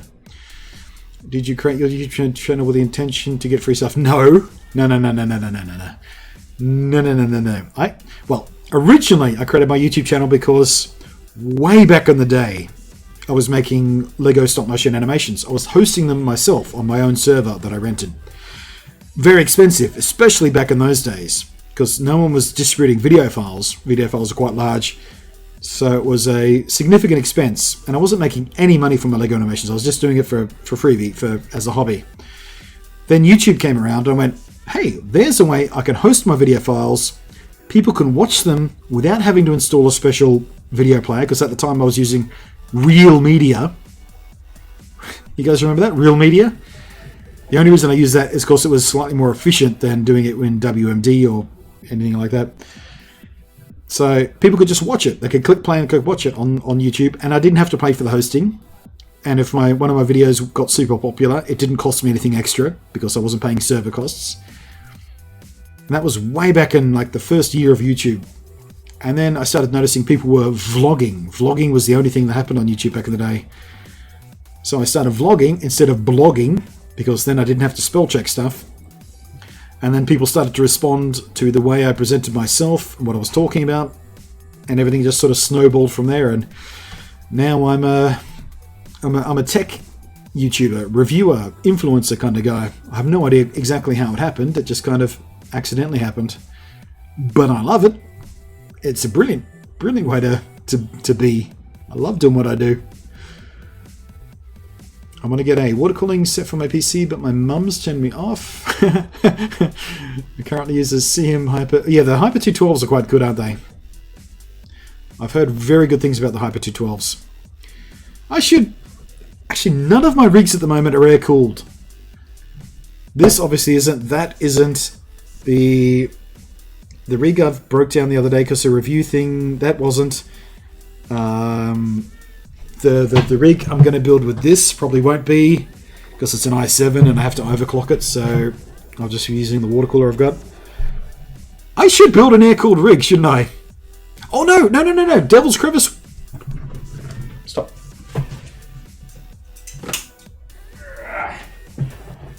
This, which is the motherboard from Devil's Crevice, this was water-cooled, but it went air-cooled when I was reviewing the Fanatics hybrid cooler here, which has kind of popped open itself. The fans come up. Oh, I've broken it.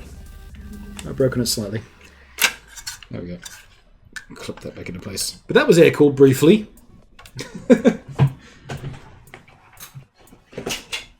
That's just hybrid, because that's Peltier and air cooling together. I literally haven't had a purely air-cooled rig in 11 years. Maybe more. Is this live? Yes, it is. Of course it is. Do it live! Fuck it, we'll do it live. When you had hair, or at least... Oh yeah, when my hair was long. When my hair was long.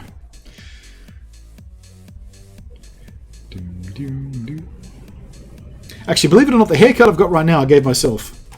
I trimmed my sides. I got the trimmer and went bzzzt, trimmed it up. I don't know what the back looks like. Hopefully it's even. Oh yeah, no. Little Anvil. Little Anvil was water cooled. That was an all-in-one.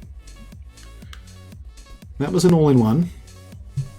still got the case for that. There's nothing in it at the moment because this is the motherboard that was in Little Anvil. Yeah, I've only got one mini ITX rig at the moment.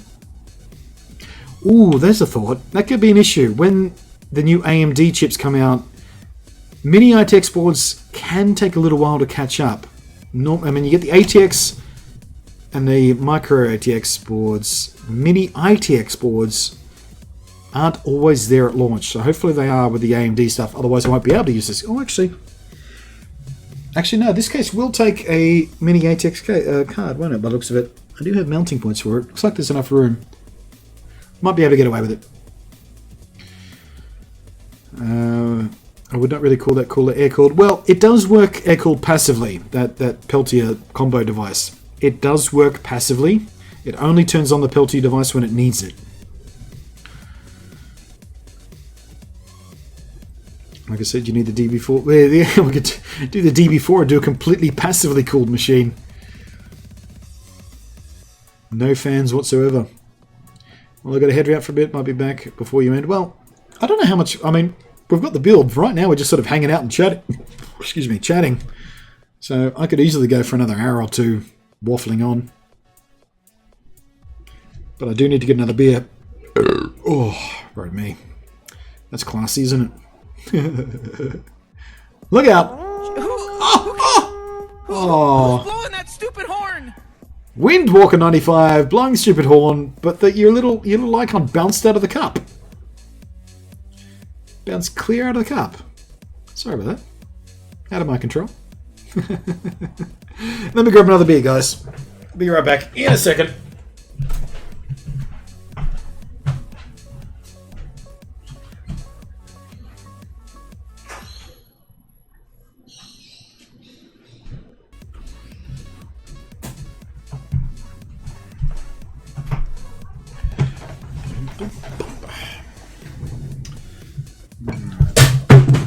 There's our sparkling alcohol. Here's my water bottle. Got that HDMI cable catching on everything. Drink.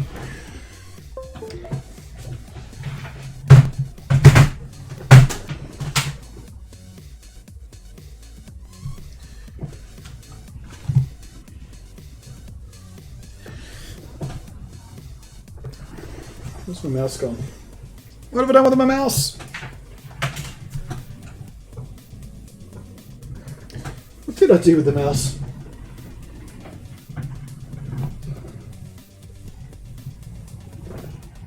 Oh, there it is.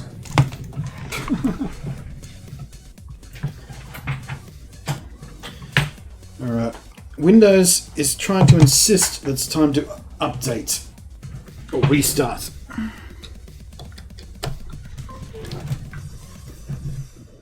So, try later, please. Thank you.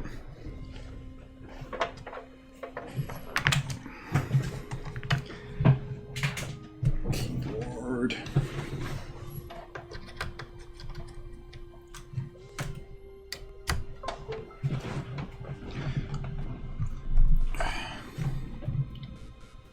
Alrighty. Hey, release my mouse. You're on my mouse. What I should have done, if I was clever, was hooked up the HDMI output from this through the capture card on that so I could show it directly on stream. Can I still do that? Let's try that while we're just hanging out. Actually, how many? I haven't even been keeping track of how many people are watching. Hey, there are 20 of you watching.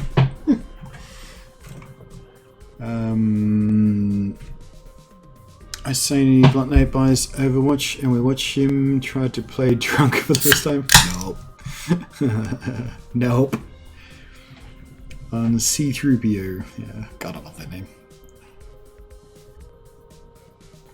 What internet speed do you have? I'm not on the NBN. I'm on TPG's equivalent of the NBN. It's like a private version of the NBN. TPG's, but I have got fiber to the node, but it's basically the same kind of speeds from the NBN, except I'm less congested than the NBN, so I'm better off.